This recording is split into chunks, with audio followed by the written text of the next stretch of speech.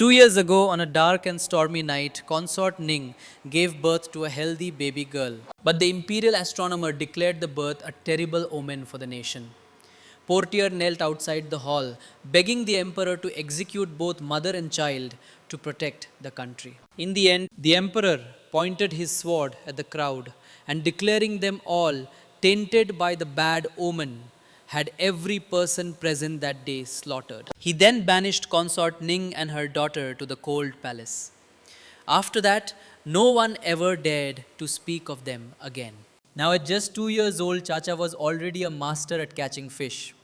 One day, she was happily showing off a fish she'd caught in the cold palace pond. On the bank, her handmaiden cried out anxiously, "Princess, please come out. You'll catch a cold." But Chacha, mesmerized by a big fish, decided to go for one more. With a mighty leap and a whoosh, she had it. But when she climbed out of the water, her big sister Shangcha was gone. Chacha wandered around looking for Shangchao but soon realized she was lost. Suddenly she saw a man in magnificent clothes sitting up ahead. Handsome face came into view. Wow, this eunuch is so pretty, she thought. Tiptoeing over, she tugged on the emperor's sleeve and asked in a sweet, high-pitched voice, "Mr. Eunuch, have you seen my big sister Shangcha?" The great tyrant, however, simply lifted her up by the collar. "Since when are stray cats and dogs allowed to run loose in my imperial garden?" A nearby eunuch heard him and rushed over, dropping to his knees. "Your Majesty, forgive me. The child is so small." "Your servant didn't even notice her. I've disturbed your rest." Furious, the emperor tossed Cha to the eunuch. "Liu, throw her in the pond. Then go get your punishment." Terrified, Chacha started wailing, "Don't kill me!"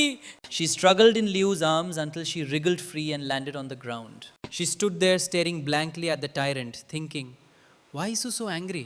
Is he hungry? I get grumpy when I'm hungry too." A moment later, Chacha's face lit up. She held up her fish basket. "Gu, you can have this fish to eat." The emperor stared at her utterly bewildered as Cha pulled out a huge fish and tossed it at his feet. Liu started to scold her, but the emperor stopped him and ordered him to take the fish. With an icy expression, he said, "I'll accept this fish, but next time you go fishing, bring an adult with you or you will drown." Staring into his terrifying eyes, Chacha backed away nervously. "Why does it feel like this eunuch is cursing me?" The emperor reached out of hand, about to ask, "What's your name?" But Cha thought he wanted another fish. She quickly waved her little hands. "Go! This fishy is for mummy. I can't give it to you. I'll catch you another one next time." Just then Liu leaned in and whispered in the emperor's ear, "Your Majesty, it's getting late. You have a meeting with the Minister of Personnel and must pay your respects to the Empress Dagger later." While the two were talking, Chacha grabbed her basket and ran. "If I don't go now, Go will take my other fishy." She ran so fast that she tripped on a stone and started to cry. But even in pain, she didn't forget to pick up her fish. Cradling the big fish, her eyes filled with tears, she thought, "Where am I? I'm lost again." Suddenly, she heard big sister Chang Chao crying for help nearby. Shang Chao was being used as a human target by Prince Xiaoya. Just then the prince heard a small voice shout, "You big meanie!" He looked down to see Chacha, neck craned, pointing a tiny finger at him. "Don't you bully my big sister Shangcha?" Prince Xiaoya looked exasperated. "Where did you come from, you little fatty? Interrupting my archery practice is a serious crime." Shangha rushed forward. "Your Highness, if you're angry, take it out on me. Please don't hurt Princess Chacha." Hearing Shang Chao call her princess, Xiaoya was shocked. "His Majesty only has sons, no daughters. Where did a princess come from?" When Chacha heard him call her a little fatty, she got angry and said in the fiercest toddler voice she could manage, "I'm not a little fatty. I just have a lot of meat." Looking at the adorable little meatball, Prince Xiaoyao couldn't resist, reaching out and pinching her cheek. The pinch made the little girl's eyes well up with tears. "Let me go." Xiaoyao let go, still teasing her. "This little fatty sure is sensitive. One pinch and your face is all red." Chacha rubbed her cheek, thinking, "You meanie, you've called me a little fatty 3 times now. I have to get you back." Just then, Prince Xiao gently patted her head. What are you spacing out for, little fatty? Cha summoned all her strength and yelled, You big, ugly, stinky pig! The words had barely left her mouth before Xiao Yao lifted her up, staring right at her. What did you call me? Even the nearby guards broke into a cold sweat. It's over.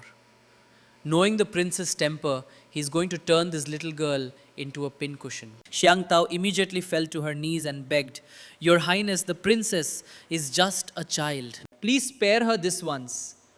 But Cha balled up her little fists and went into a rage, flailing at Prince Xiaoyao while shouting, You stinky pig! Let me go! To everyone's surprise, Prince Xiao burst out laughing. The guards were stunned. What is wrong with the terrifying, sadistic Prince Xiaoyao today? He got insulted and didn't even fly off the handle. He gently set Cha down and poked her cheek. Little fatty, if someone calls you princess, then tell me which palace are you from? He thought to himself, I've never heard of His Majesty having a daughter. If she's not a real princess, I'm just going to stuff her in a sack and take her home. You don't see many cute girls like this in the palace. Chacha puffed out her chest proudly, the little princess of the cold palace. Xiaoyao was stunned. So she was the daughter of consort Ning, the one His Majesty had banished to the cold palace. He picked her up again for a closer look. If you ignore all the baby fat, you really do look like your mother. And that mouth, oh, it's identical to His Majesty's. Cha, still clutching her fish, pointed at him. Don't call me fat again. I'm just playing at being chubby. You're just seriously ugly.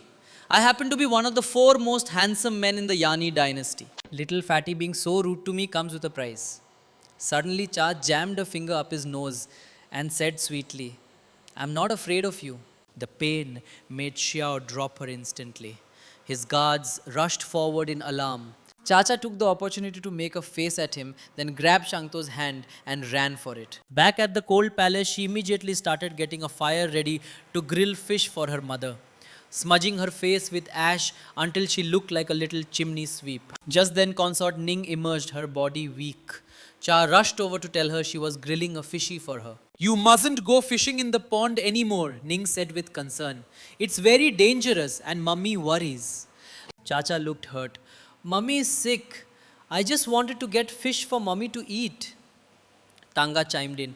The little princess has been so determined to catch a fish to help you recover.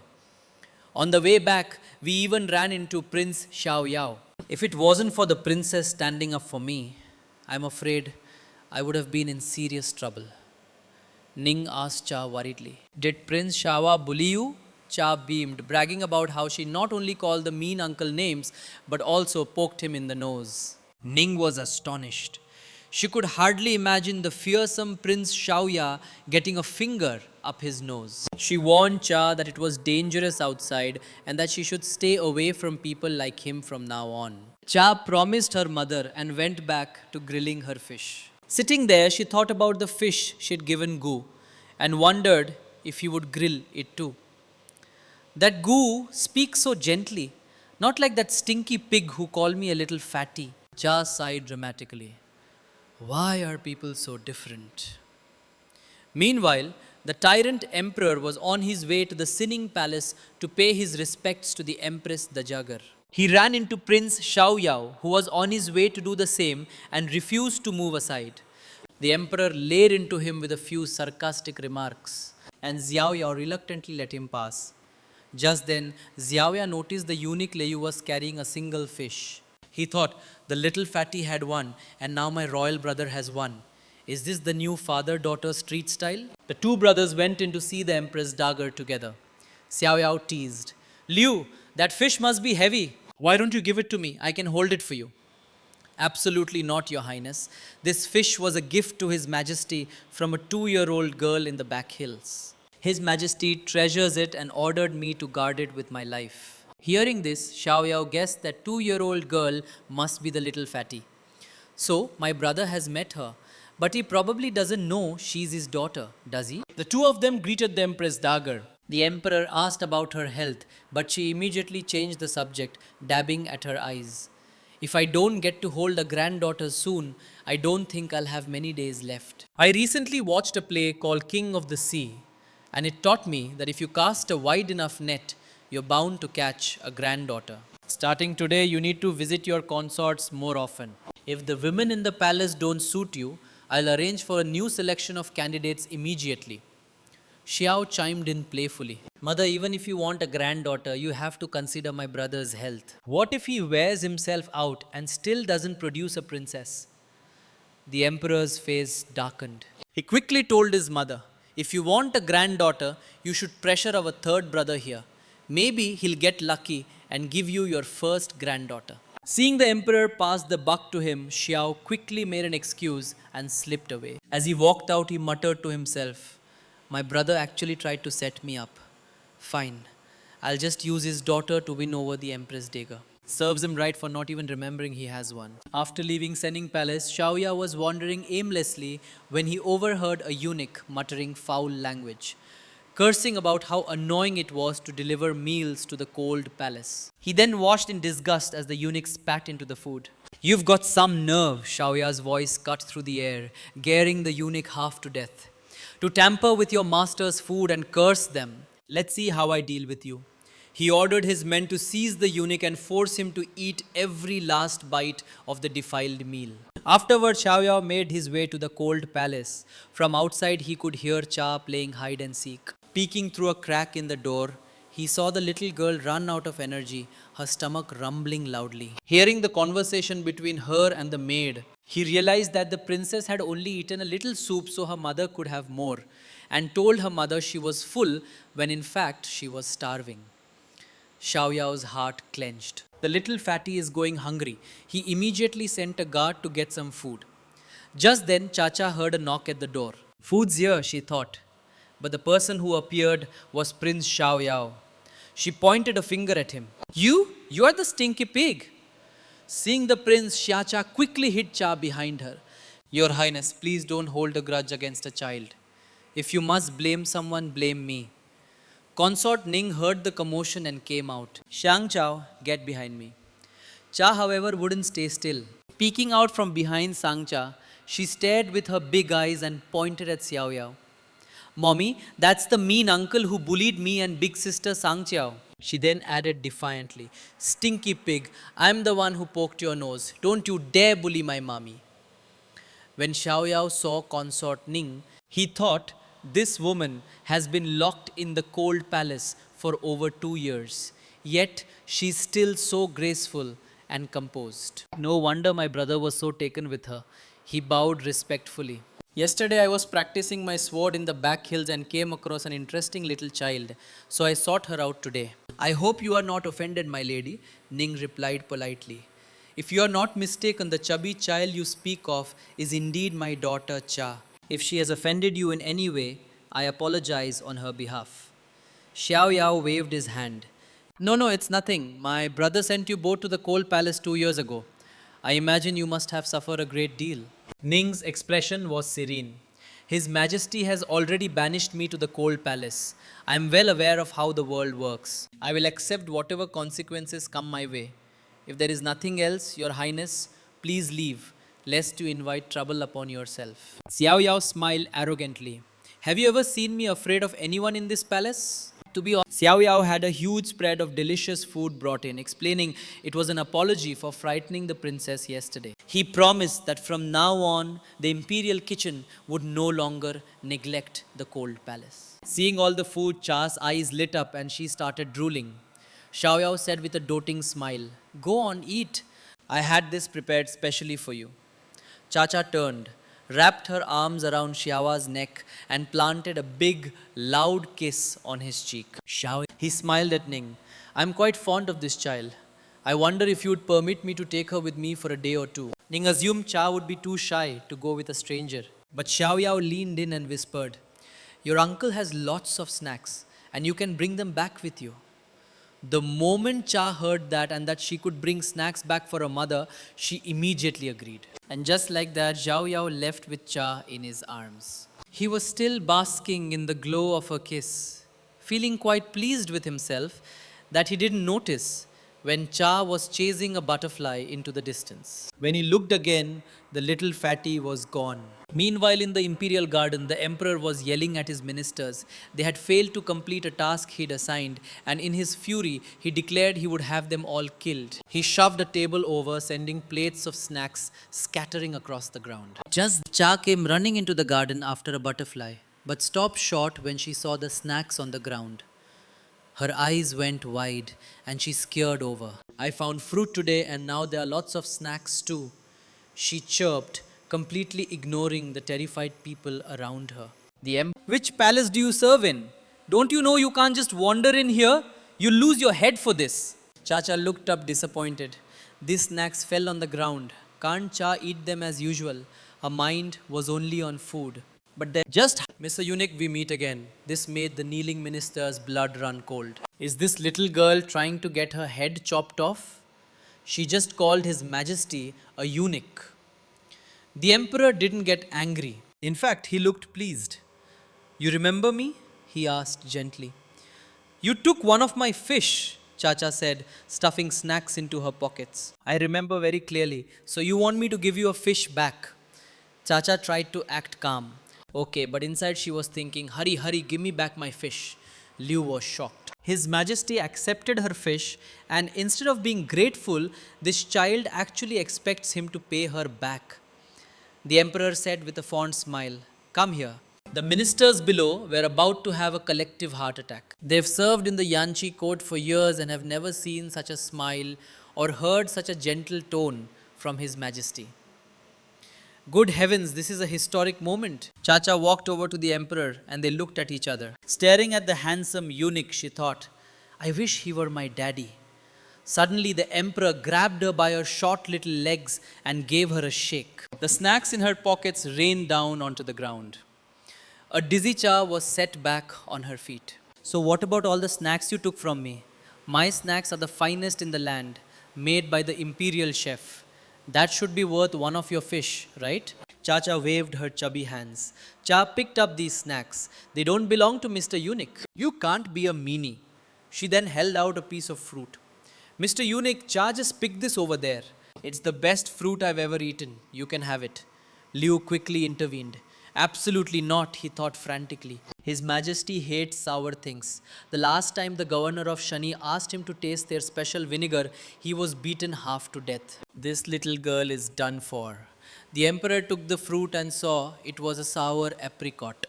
But to everyone's amazement, the emperor didn't refuse. He accepted the princess's gift.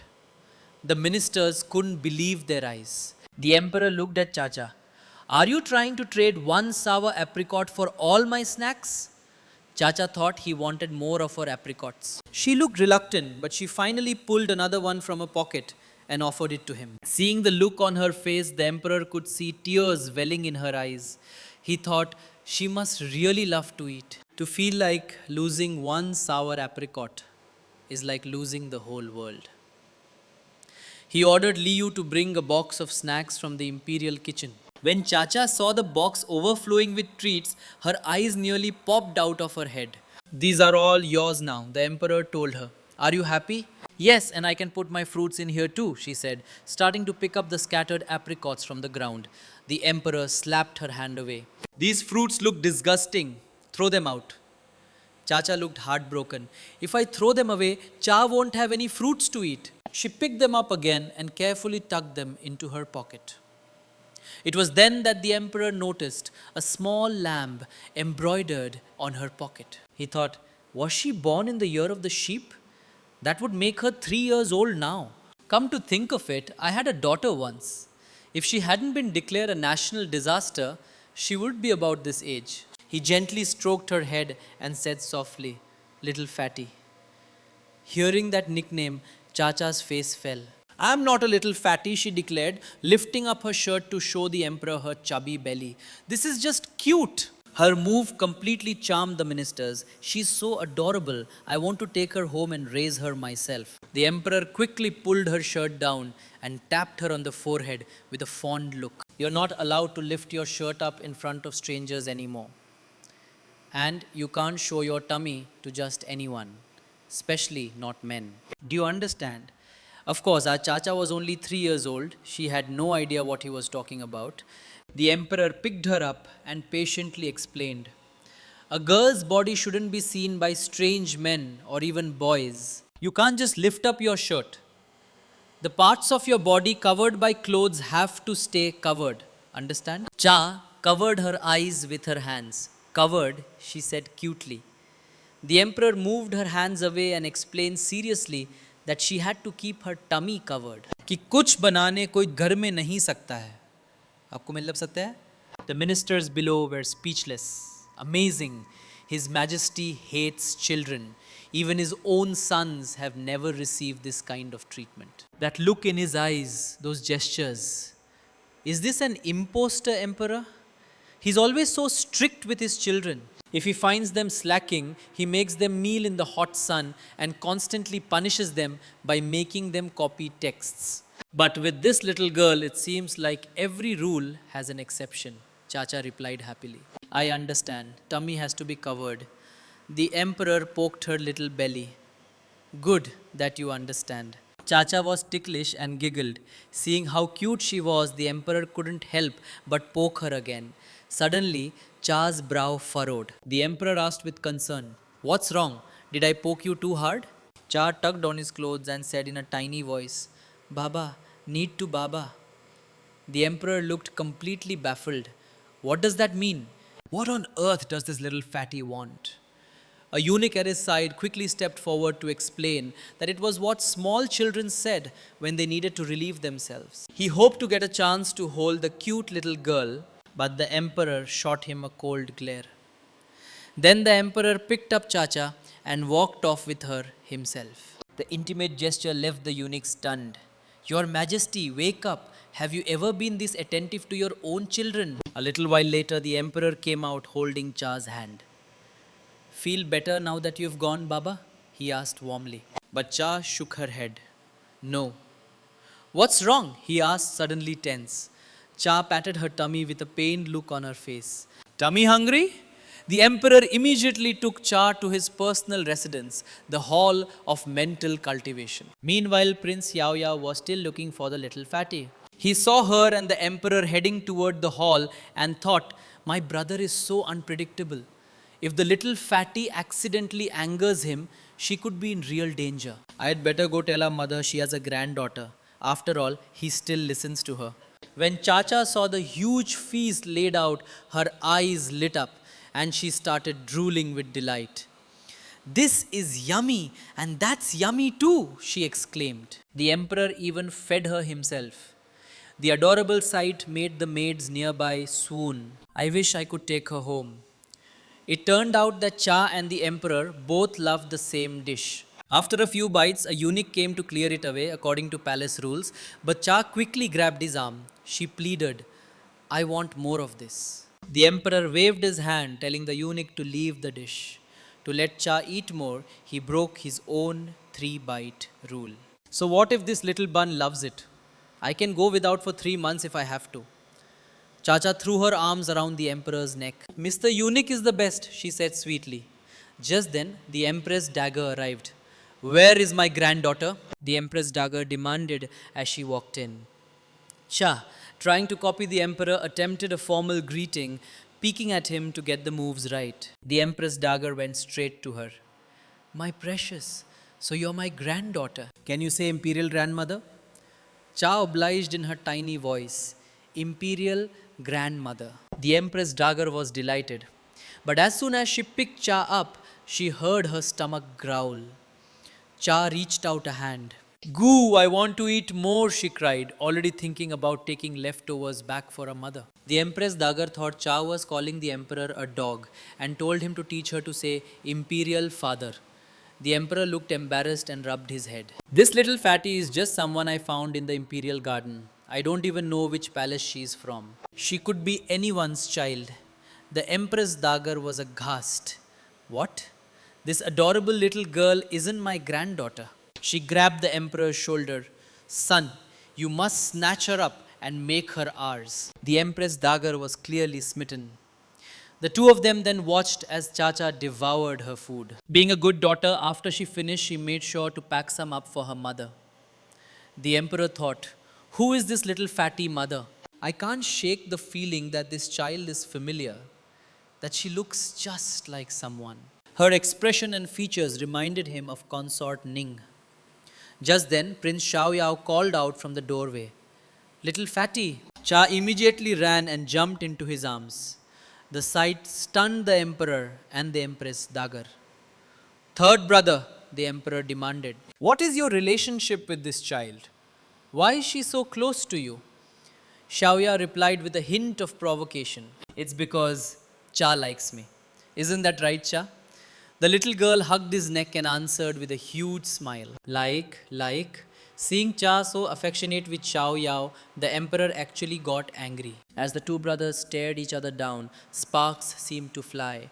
Even Liu could see that the emperor was jealous. "Third brother," the emperor said, his face dark. "Could this be your daughter?" To needle him, Xiaoyao said, "Of course she is." The Empress Dajagar burst out laughing. "How could this child be his daughter? They look nothing alike. If you ask me, she looks just like the emperor."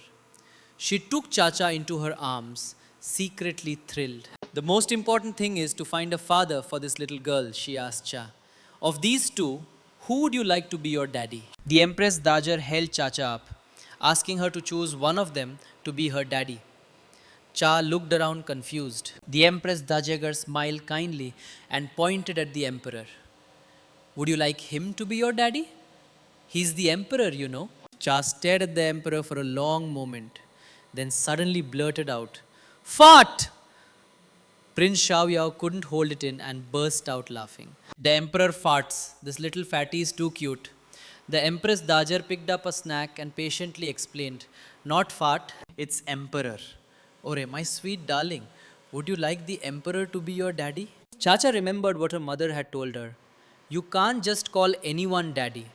Just then, the Empress Danger dangled a piece of cake in front of her, tempting the little foodie. "My sweet, if you pick one of these two to be your daddy, you'll have delicious snacks like this every single day." The moment Cha heard delicious snacks, she started swallowing hard. "Snacks every day, mommy can have yummy food too." Seeing this tactic worked, Prince Xiaoyao held up a large platter of treats. "I have some over here too." Meanwhile, the emperor looked nervous, worried the little fatty would choose Xiao. Chacha stared blankly at the two men. Suddenly, she reached her arms out toward the emperor and said, "Hold me." The emperor was a little flustered, but his heart was pounding with excitement. Chacha's choice stunned Prince Xiaoyao. That's all it took. Could this be the legendary power of blood ties? The Empress Dajagar roared with laughter and handed Cha to the emperor. "Hold your little treasure." In the emperor's arms, Cha called out in a tiny voice, "Daddy." The sound melted the emperor's heart. He thought, "I have so many sons, and I hear daddy countless times a day. But this time is different." Watching the heartwarming scene, the Empress Dagar was incredibly moved. "No matter how you look at it, the emperor and my sweet girl are cut from the same cloth. This is truly a granddaughter sent from heaven." Prince Shao, on the other hand, looked like he was about to cry. "My happiness is dead. I worked so hard to win over the little fatty, only to lose everything the moment she met her real dad." Just then Chacha yawned, "Sleepy." In the blink of an eye, she was fast asleep in the emperor's arms. As the emperor turned to leave with her, he said, "Since the little fatty is asleep, mother and third brother, you should go home. We don't want too many people here to disturb her." Xiaoyao's face twisted in frustration. He was about to call the emperor heartless, but the Empress Dagar clapped a hand over his mouth. "Tell me as soon as my granddaughter wakes up." The emperor tried to put Cha down, but she was clinging tightly to his neck. Liu saw an opportunity to hold the adorable little girl, but the emperor shot him a glare that made him freeze. And so the emperor held Cha in his arms, watching her sleep with a gentle expression. Liu carefully reminded him, "In a little while, the Minister of Rights will be here for an audience." Before he could finish, the emperor cut him off. "I'm not seeing anyone today." He then shooed Liu out of the room. Liu quickly shut the door, muttering to himself, "This is the first time since His Majesty took the throne that he slacked off on his duties, and it's all to watch a little girl sleep." In her dreams, Cha saw mountains of delicious food, and without realizing it, started nibbling on the emperor's chest as if it were a chicken leg. When the emperor woke up to go to morning court, he found the little fatty gone, with only a lamb embroidered pouch left behind. He ordered his men to search every corner of the palace, but they couldn't find her. In a rage, he threatened to have everyone beheaded. Liu timidly pointed out that besides the main palaces, there was one place they hadn't looked: the cold palace. The emperor fell silent for a moment. So it seems that little fatty really might be my own daughter. But she was also the one the imperial astronomer declared would bring ruin to the nation. He couldn't think about that now. He quickly got up and prepared to head to the cold palace. Over in Uhi Palace, Consort Shu was speaking to Consort Hua with a sly tone. His Majesty is looking for a 3-year-old girl. Everyone in the palace is saying it's Consort Ning's child from the cold palace. Consort Hua scoffed. So what? What trouble can one little child cause? Consort Shu began to stir the pot. With Consort Ning's methods, if she makes a comeback, she'll be whispering in His Majesty's ear day and night. If that affects the third prince, it would be a terrible loss. Consort Hua slammed her teacup down. As long as I'm in this harum, Consort Ning can forget about escaping my grasp, let alone hurting my son. Even if His Majesty is bewitched by her, the entire court will protest. I refuse to believe he would go against all his ministers just for her. Seeing her plan had worked, Consort Shu smiled sweetly. Sister is truly wise, she thought to herself. Just a little push. And Consort Hua is ready for a fight. I'll let her and Consort Ning battle it out, and I can just sit back and reap the rewards. Meanwhile, Cha was chasing a butterfly, shouting, Butterfly, wait for me! She ran right into Prince Xiaoya, who was also looking for her. Cha pointed at the fluttering butterfly and said in her little voice, Can't catch the pretty butterfly. Xiaoyao stroked her head. Let your royal uncle help you. He pulled out a dagger and with a swish pinned the butterfly to a tree. When he brought it over to show her, the pretty butterfly wasn't moving anymore. Chacha burst into tears, crying her eyes out. No matter what Xiaoyao did, he couldn't console her. Just then, the emperor and his entourage were on their way to the cold palace. When he saw his daughter crying, he shoved Prince Xiao aside and rushed to Cha. What's wrong? Who bullied you? Father will get revenge for you.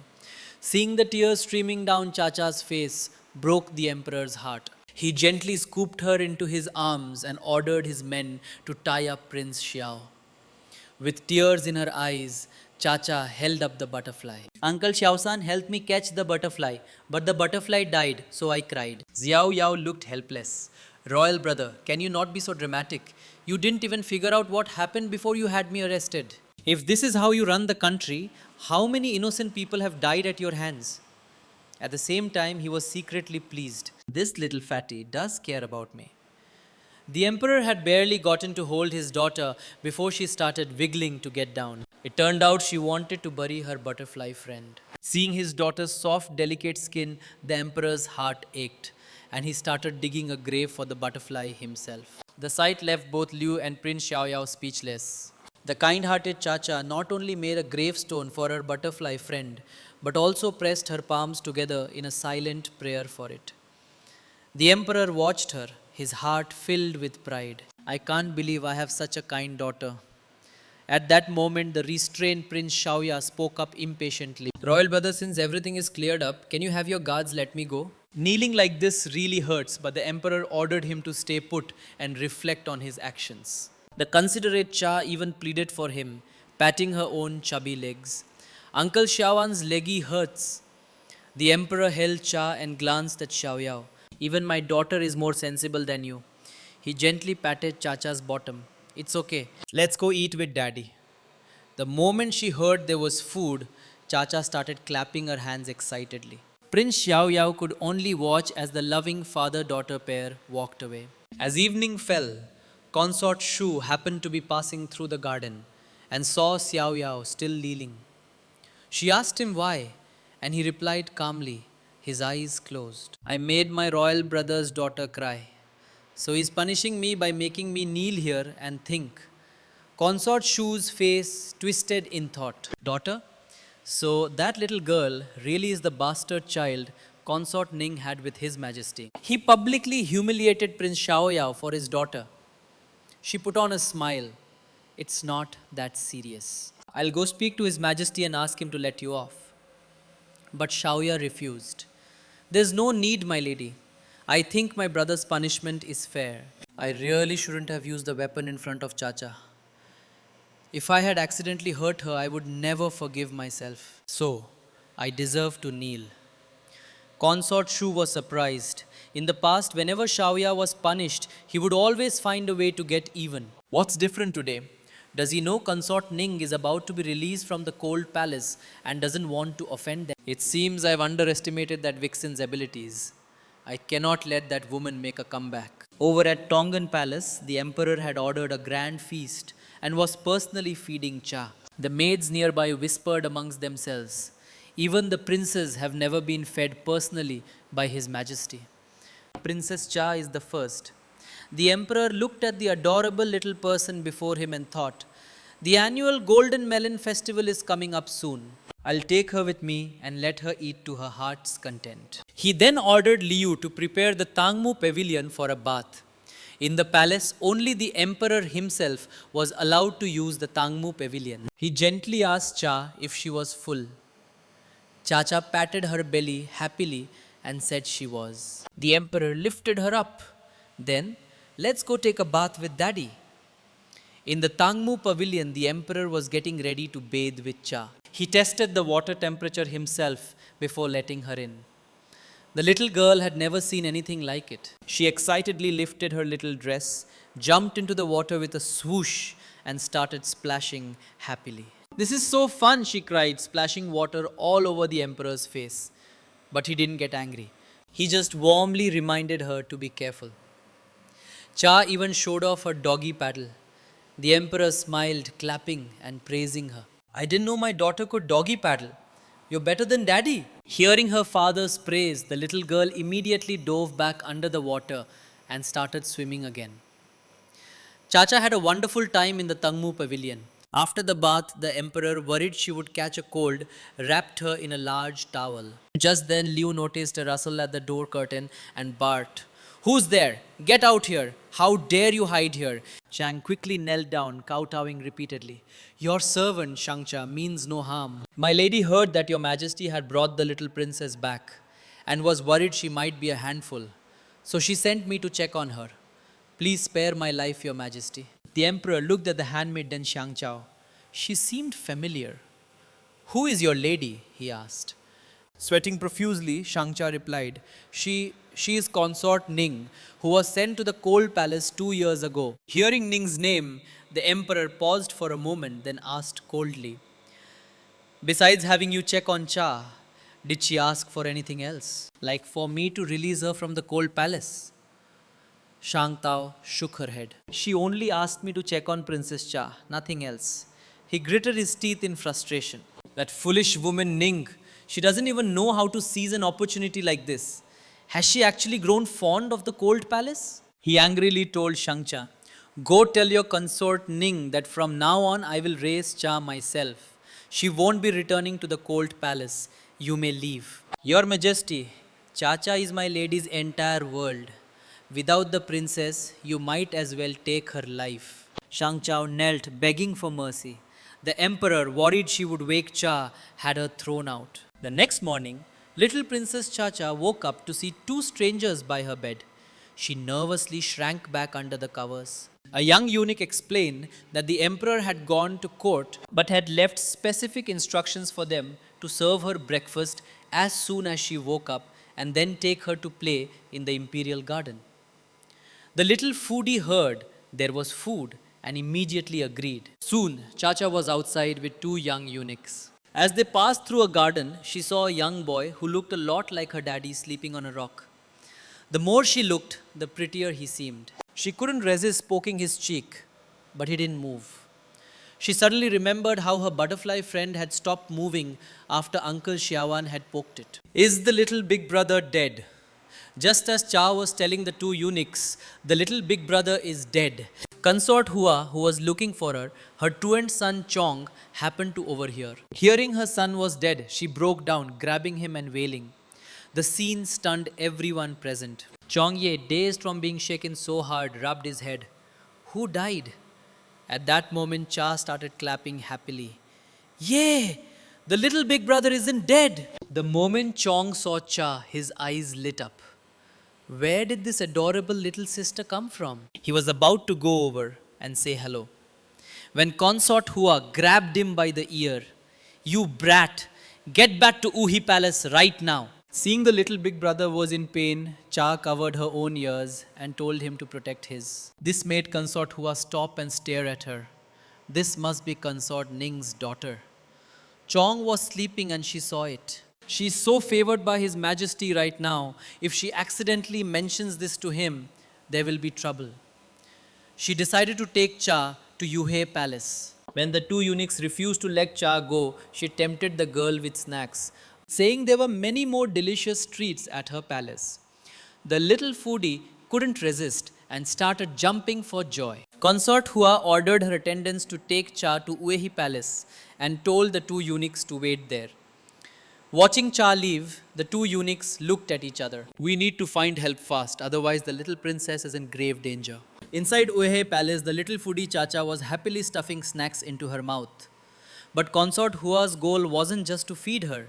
It was to keep her from telling the emperor that the third prince had been skipping his lessons to sleep. The third prince watched the adorable Cha, growing more and more fond of her. Just then Chacha offered him a snack she was holding. Big brother, this is for you, she said sweetly. The third prince was surprised and thought, the little sister must like me to give me a snack. He then announced to Consort Hua, Mother, I want to marry this little sister and make her my wife. Consort Hua was horrified. This little witch is just like her mother, a curse on everyone she meets. In just a few minutes, she is already completely captivated my son. If His Majesty really releases them from the cold palace and reinvestigates what happened back then, the consequences will be unimaginable. It could even threaten my entire family. She slammed her teacup down and pointed a finger at Cha. I don't care how much of your mother's seductive charm you've inherited, but you listen to me. Stay away from my son or you'll regret it. She then ordered her servants to throw Cha out. Thankfully, the third prince shielded Cha behind him. The little girl was terrified, trembling behind her big brother and crying, I want daddy. Just then, Prince Xiao Yao appeared. When Cha saw her uncle Xiaowan, it was like she'd found a lifeline. With tears in her eyes, she threw herself into his arms. Xiao Yao felt her trembling and knew something was wrong. He demanded to know what Consort Hua had done to her. Guilty, Consort Hua couldn't tell the truth and acted nonchalant. What could I possibly do to a little girl? I was just warning her not to follow in the footsteps of her mother, who brought chaos to the palace. But she was thinking, is Xiao Yao really going to stand up for this girl? To her surprise, Xiao Yao's face darkened and he spoke to her with a menacing tone. She's just a 2-year-old child. Your actions were excessive, my lady. You should understand something. She calls me uncle. And I genuinely love this little girl. I don't care what you do in the harem, but you are not to touch Cha. With that, he swept Cha into his arms and left, leaving a very confused Consort Hua behind. After leaving Uehi Palace, Cha whispered in Xiao Yao's arms, Uncle Xiaowan. Xiao Yao pinched her chubby cheek. Don't worry, with your uncle here, no one can bully our Cha. The little girl finally smiled. It was a good thing the two eunuchs had run into Xiao Yao in the garden. Otherwise, who knows what would have happened. Just then, Cha planted another big kiss on his cheek. Like Uncle Xiaowan, she declared happily. Xiao Yao felt like he could fly. The little fatty kissed me again. He asked her why she was out so early. Where do you want to play? Your uncle will take you. The thoughtful Cha replied, I miss mommy. I want to see mommy. Xiao Yao happily agreed, leaving the two eunuchs behind as he took Cha-Cha to the cold palace. The moment they arrived, the little girl couldn't wait and ran inside. She pushed the door open with all her might and rushed to her mother's side. Consort Ning had fallen ill with worry after the emperor declared Cha wouldn't be returning. Chacha wiped her mother's tears. Don't cry, Mama. Chacha will go catch a fishy for you. Just then, the emperor suddenly appeared, calling Cha's name with a cold voice. Chacha tugged on his sleeve and said with a trembling lip, Mommy, Mommy is sick. He wanted to take Cha and scolded Xiaoyao. This is all your fault. Xiaoyao looked helpless. Is it wrong for the little fatty to want to see her mother? The emperor picked Chacha up and said coldly, Come back to Tungsten Palace with me. But as he turned to leave, Cha burst into tears, wailing, Mommy, I want Mommy.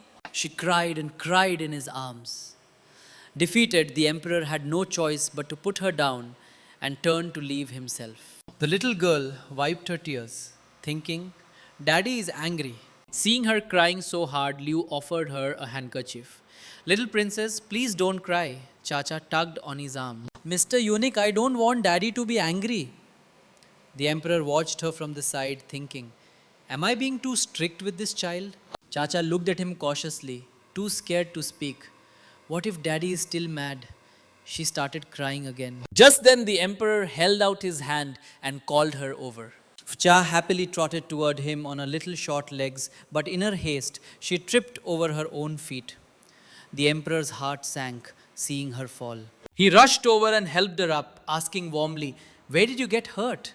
Let Daddy see. With trembling hands, Chacha lifted her skirt, revealing a nasty scrape on her leg. The emperor felt a pang of guilt. How did she get so hurt? But the thoughtful Cha quickly waved her hands. Don't worry, Daddy. It doesn't hurt. The emperor looked at her thinking, She's hurt this badly, yet she's still trying to comfort me. He immediately sent someone to get medicine. Holding Cha in his arms, he said gently, This is all Daddy's fault. But Cha reached up and touched his face with her small hand. Daddy, don't feel bad. Tata was just clumsy. My daughter is not clumsy. My daughter is the smartest child in the world. Just then the Empress Dagger arrived. The emperor, afraid she would see that he had let Cha get hurt, tried to move away as she reached for her granddaughter. But at that exact moment, Liu ran in with the medicine. The Empress Dagger was surprised. Ointment? Who's hurt? My son looks fine. Could it be that my precious granddaughter is hurt? Let imperial grandmother see. The emperor turned away, completely ignoring her, and carried Cha to the side. He told Liu to bring the medicine. The two of them started fighting over who would apply it to Chacha's leg, until the Empress Dajagar shoved the emperor aside. My sweet, shall imperial grandmother put the medicine on for you? Cha, stunned by their bickering, could only nod. The Empress Dajagar gently held her little leg. There, once the medicine is on, it won't hurt anymore. But as she worked, Chacha's eyes filled with tears. She remembered her own mother putting medicine on her cuts, and a single tear fell onto the Empress Dajagar's hand. The old woman panicked, thinking she had hurt her. But Chacha was just worried about her mother. All she wanted was her mummy. So when will Chacha get to see her mother? The Empress Dagar thought she had been too rough and started smacking her own hand. It's all imperial grandmother's fault. The little girl threw her arms around her grandmother's neck, tears streaming down her face. It's not your fault. Ha just misses mummy. Mommy is sick and I need to catch fish for her. The Empress Dajagar hugged her tightly. My darling, you want to catch fish for your mommy? Who is your mummy? Which palace is she in? Wiping her tears, Cha said, I am the little princess from the cold palace. The Empress Dagar was shocked. The cold palace? Your consort Ning's daughter? Then you're my real granddaughter. She excitedly picked Cha up and turned to the emperor. Son, is she really your daughter with consort Ning?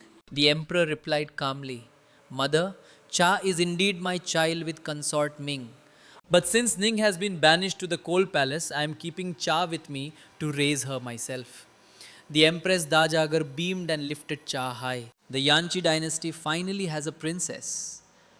But Cha was still crying. I miss mommy.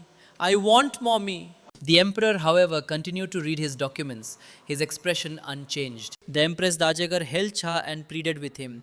Even if you bring Cha here, you have to give the child time to adjust, don't you? Can you really bear to see her suffer like this? If my little darling cries herself sick, I will never forgive you. Just then, Cha reached out her hands and called sweetly, Daddy, hold me.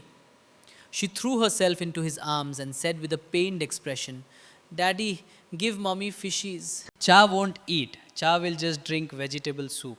The emperor's heart finally softened. He wiped her tears away. It's not like I can't afford to feed you. Why would you drink vegetable soup? His mind flashed back to when he first met her. What kind of life has my daughter been living in the cold palace? No wonder she was catching her own fish. My daughter loves meat so much. Yet when we first met, she generously gave me a fish. He asked her seriously, If I lived in the cold palace, would you give me the fish you caught? Chacha instantly became wary. Is daddy trying to trick me out of my fish again? She didn't answer, and the emperor pressed. Answer me! Cha pouted, looking unhappy. The emperor gently pinched her lips. Are you going to tell me? The little girl shook her head like a rattle. No. The Empress Dagar stepped in, scolding him. Don't bully my granddaughter. Are you even my son? Tata, still in his arms, puffed out her cheeks and said angrily, Daddy is mean. I won't give daddy any fishes. The emperor felt as if his heart had been pierced by a million arrows. He said with a stern face, What did you just say? I agreed to let you see your mother and you still won't give me any fish. The little girl's eyes went wide. I can see mommy. The emperor gently held her. So, are you going to give me a fishy? Cha hesitated for a moment, looking into his eyes, then suddenly leaned in and gave him a kiss. Her mood instantly brightened. The emperor was overjoyed. He lifted her up. Let's go. We're going to the cold palace to see mummy. As the emperor's procession headed for the cold palace, consort Shu saw them. She immediately rushed to Ue palace to stir up trouble, telling consort Hua that the emperor was about to release consort Ning from her confinement. Consort Hua was instantly alarmed. She was as frantic as ant on a hot pan. Meanwhile, the emperor had just arrived at the cold palace gates when Cha jumped down and ran into consort Ning's arms. Liu was about to interrupt, but the emperor stopped him. Seeing the emperor, consort Ning hurried over to greet him formally. The emperor thought, she's clearly sick, yet she comes out like this. When will this woman ever learn to take care of herself? Rise, he said coolly before walking into the cold palace himself. Chacha happily took her mother's hand. Mommy, let's go find daddy inside. Seeing them walk in together, laughing and talking, made the emperor a little jealous. How can this heartwarming scene not include me? He called Cha over to him. When she refused to let go of her mother's hand, he tempted her with food. Come here and daddy will give you meat to eat. Consort Ning felt a little overwhelmed. His Majesty is actually willing to acknowledge Cha as his daughter. Chacha sat on the emperor's lap and said happily, Mommy, come over here too. Ning was still reeling from hearing the emperor call Cha daughter and just stood there, stunned. Suddenly, the emperor slammed his hand on the table. My daughter told you to come over here. Didn't you hear her? Ning looked at him in shock, unsure what to do. The emperor thought, does this woman think I'm a ghost or a plague? Why is she standing so far away? Sensing the tense atmosphere, Cha reached up and pinched the emperor's cheek. Daddy, don't yell at mommy. Daddy and mommy have to be nice to each other. Mommy loves Cha, so daddy has to love mommy and Cha. The emperor was surprised that a child could say such a thing. He lifted her up and asked, seriously, who taught you to say that? Your mother? He stole a glance at Ning, secretly pleased. That's my daughter. All right, she knows just what to say. Ning was clearly flustered. The atmosphere was delicate, but before anything else could happen, they heard a commotion outside. Who is making such a racket out there? The emperor demanded angrily. Consort Hua and consort Shu entered and knelt before him. He was not pleased. Why are you two here? Did you find out my schedule and come here specifically to block my way? Seeing the other two consorts, Ning thought, this is for the best. Now His Majesty won't stay too long. If he stays, I don't think my heart can remain steady. Consort Hua spoke up, saying she had something important to discuss. She feigned a pitiful look, not wanting to talk while kneeling. But the emperor coldly refused her request to stand. Undeterred, Hua continued. 3 years ago, the imperial astronomer determined that consort Ning and her daughter were bad omens that would threaten the nation's fortune. If you release her from the cold palace, aren't you afraid of angering the court officials and having them protest?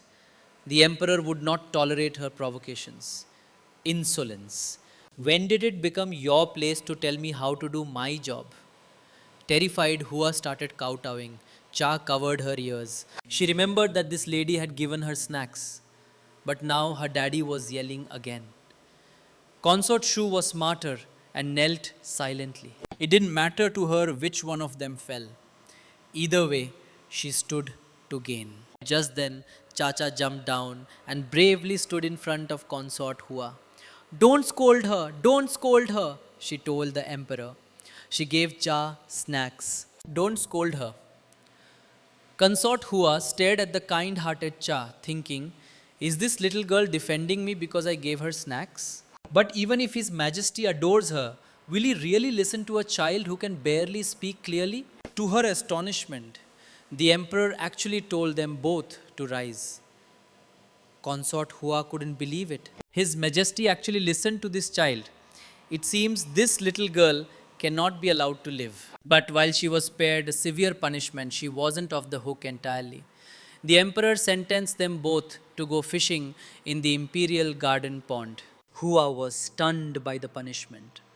Shu, worried the emperor might change his mind, quickly dragged her away. By the pond, Hua was fuming as she fished, blaming Shu for her predicament. Annoyed by Shu's whining, Hana told her to leave and think of a way to win the emperor's heart back from the cold palace. But not only was Hua not catching any fish, she was tripped by a rock Shu had kicked. Her foot slipped and with a splash, she fell into the pond. Worse, she couldn't swim. Her two eunuchs were also non-swimmers and just stood on the bank panicking. Just then Princess Chacha jumped into the pond and with all her might started pushing Hua toward the shore. Hua was in a daze. What's that behind me? Thankfully, she made it to the bank. Her eunuchs rushed over to see if she was okay. Just as she was about to lose her temper, she heard a ha ha from the pond. The eunuchs told her that it was Princess Cha who had saved her. At that moment, Cha popped out of the water holding a huge fish and happily climbed onto the bank. Hana stared at her in amazement. That little girl really did save me. Shang Chao rushed over to check on Cha and wrapped her in a towel. Worried Hua might use this as an excuse to cause trouble, she prepared to leave. But Hua called out, "Stop!" She declared she was not an ungrateful person and would have the imperial kitchen's best chef cook the fish to repay Cha for saving her life. Chacha looked confused. What life-saving favor? Quickly explain. It means Lady Hua wants to treat you to the most delicious fish. The little girl's face lit up at the mention of food. I want to eat. I want to eat, she cheered, raising her hands.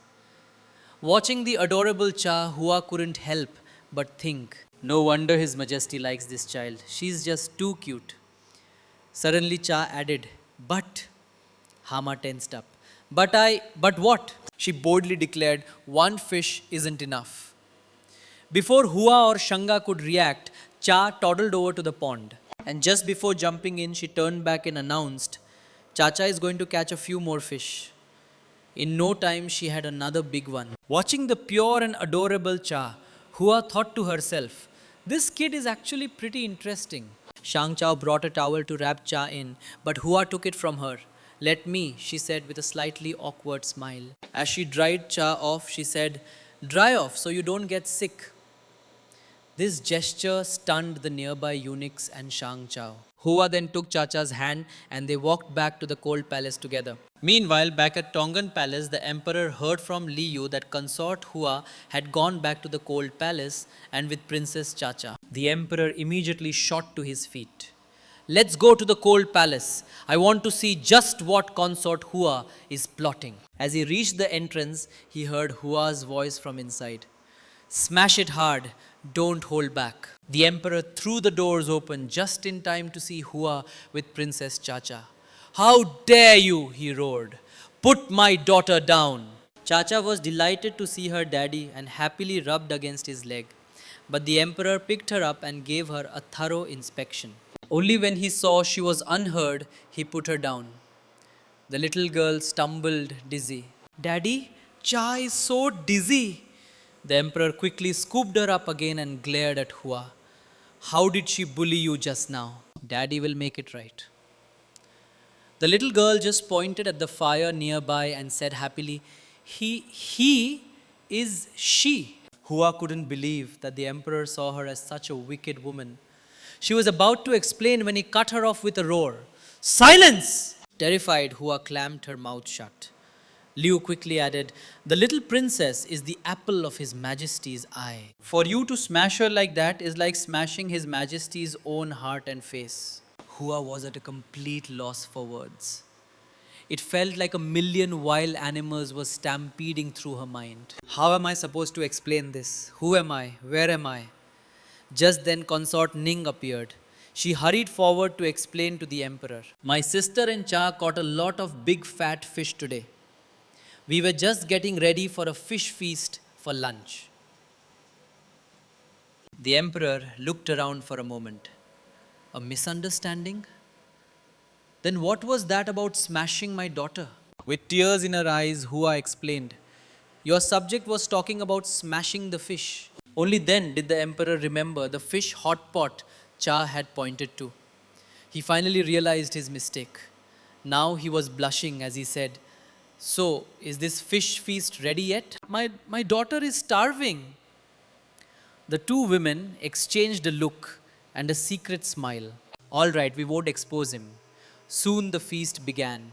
Seeing the large pot of fish hot pot, the little foodie Cha's eyes lit up. Consort Ning brought out a bib to put on her. The emperor was surprised to see the same lamp pattern from the lucky pouch Cha had left behind. Ning must have embroidered these herself.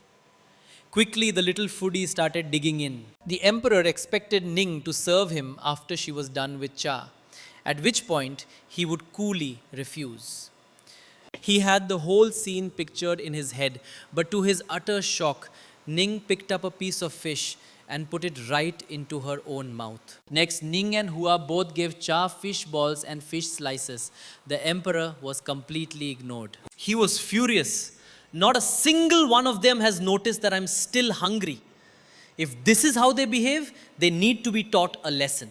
Just then, Liu came to report that the matter His Majesty had asked him to investigate had a lead. The person was caught and waiting outside. The emperor went out and was told by a guard that they had found a bracelet. Looking at it, he asked, Why would a young eunuch have a woman's accessory? The material and craftsmanship don't look like something an ordinary person could get. The young eunuch, terrified, quickly confessed that the bracelet had been forced on him by consort Shu's handmaiden. His task was to report on the emperor's visits to the cold palace with the little princess. The emperor's face darkened with rage. Consort Shu dares to bride even the people around me. He ordered the eunuch to be taken away and immediately executed. The bracelet in his hand was crushed to pieces. He then told Liu to conduct a thorough investigation into Consort Shu. By evening, the emperor was about to take a full-bellied Cha for a walk. Just then, Hua came running after them, pulling Ning along. Your Majesty, we will accompany you. The emperor was by the pond with Cha, counting stars, when he suddenly grabbed Ning's hand. Why are you so far away from me? Do you think I'm going to eat you? He then shot a cold look at Hua. You've had your fish feast. Go back to your palace. But Hua shamelessly replied, I really like you three as a family. Why don't the four of us just be together? The emperor was speechless. To make things worse, Liu came to report that Prince Xiaoyao was requesting an urgent audience. Are these two determined to ruin my family time?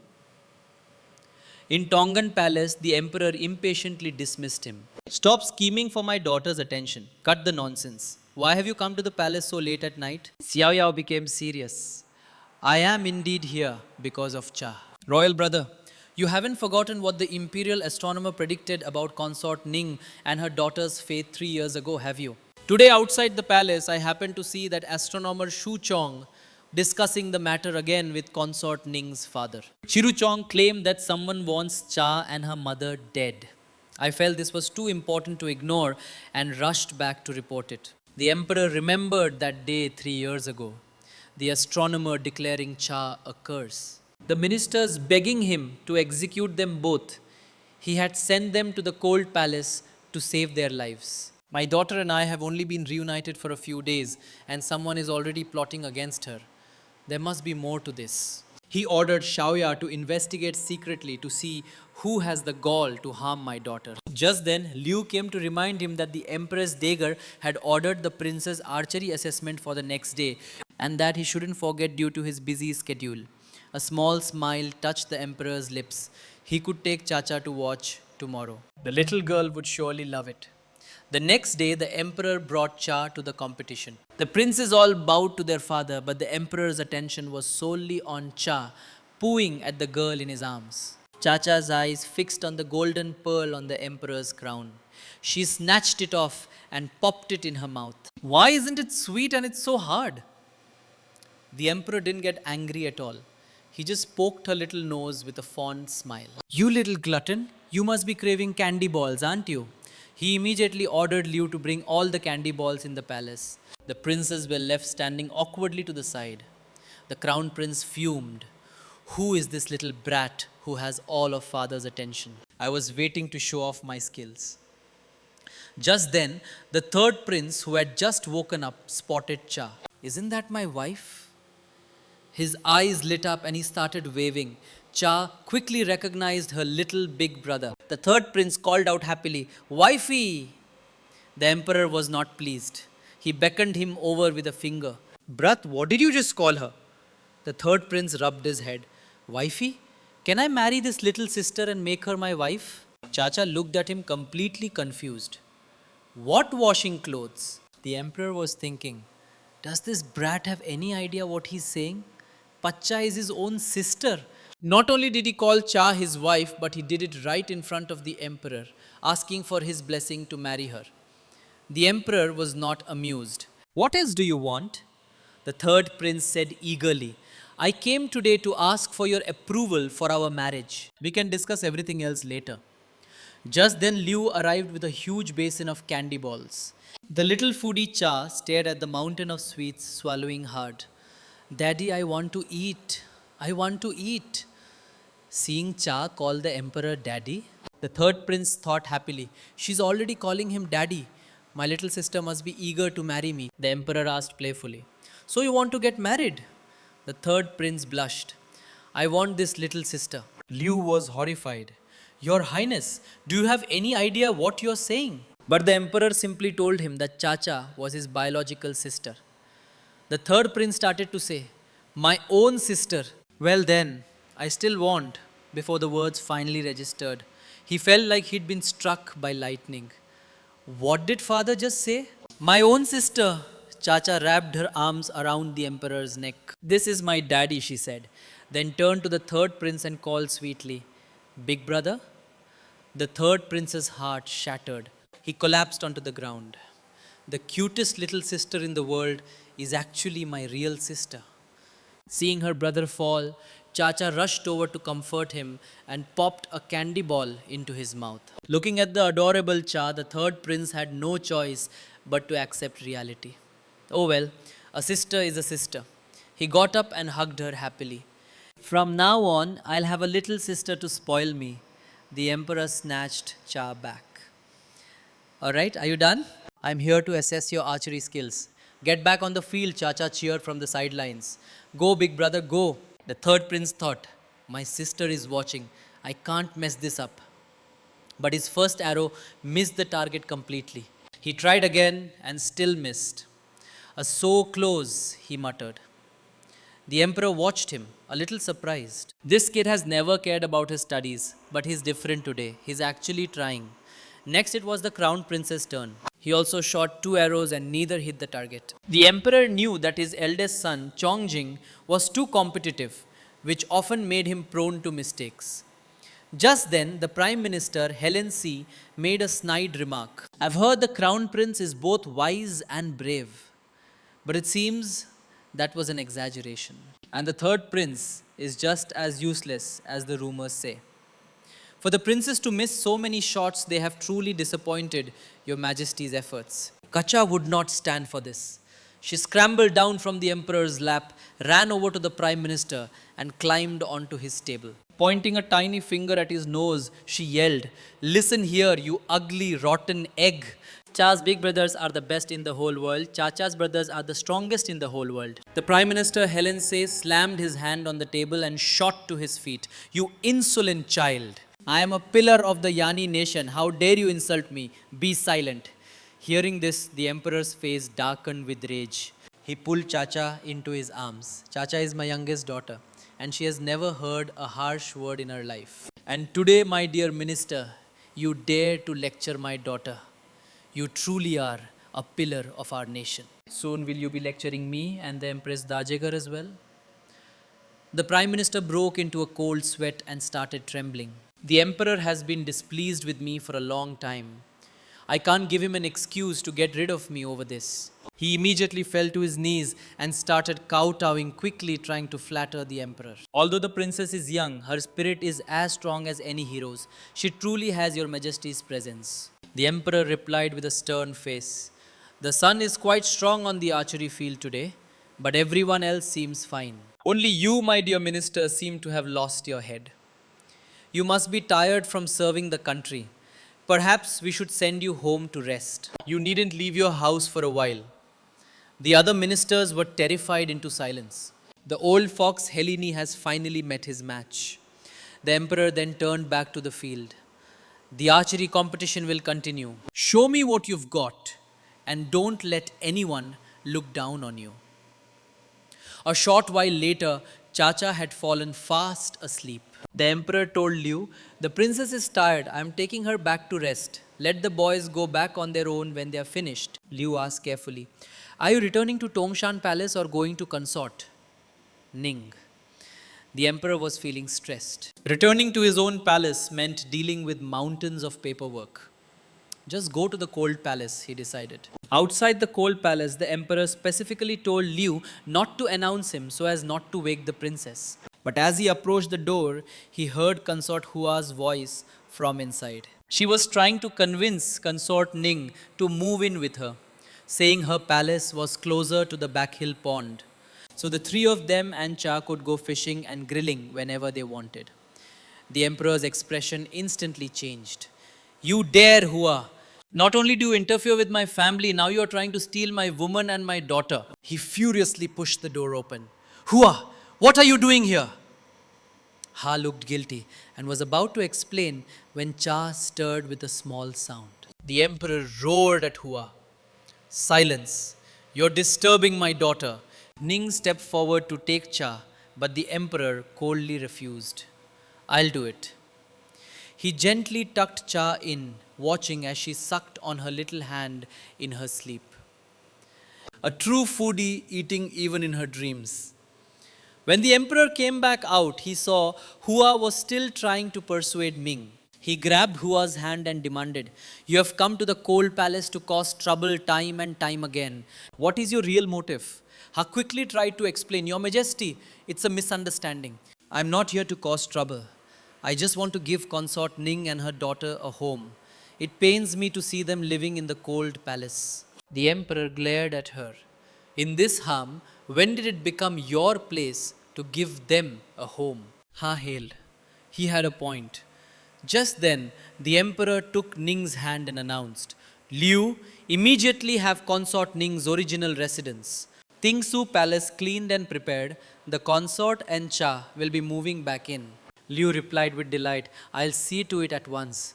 Consort Hua just sat there utterly defeated. When Consort Shu learned that the emperor had released Consort Ning, she couldn't contain her anger. She smashed her teacup and hurried to Uehe Palace to confront Consort Hua. On the way, she ran into the crown prince. An idea sparked in her mind. The crown prince performed poorly at the archery competition yesterday. He's probably on his way to suck up to his majesty, worried about his position. She approached him with a smile. After a few pleasantries, she started her manipulation. I've heard that His Majesty's affection for consort Ning and her daughter has been rekindled. Yesterday at the competition, he barely paid attention to any of the princes. All his focus was on that girl, Cha. The crown prince's face soured at the mention of Chacha's name. I am the noble crown prince of the Yanchi dynasty. My father's favor and attention should be mine alone.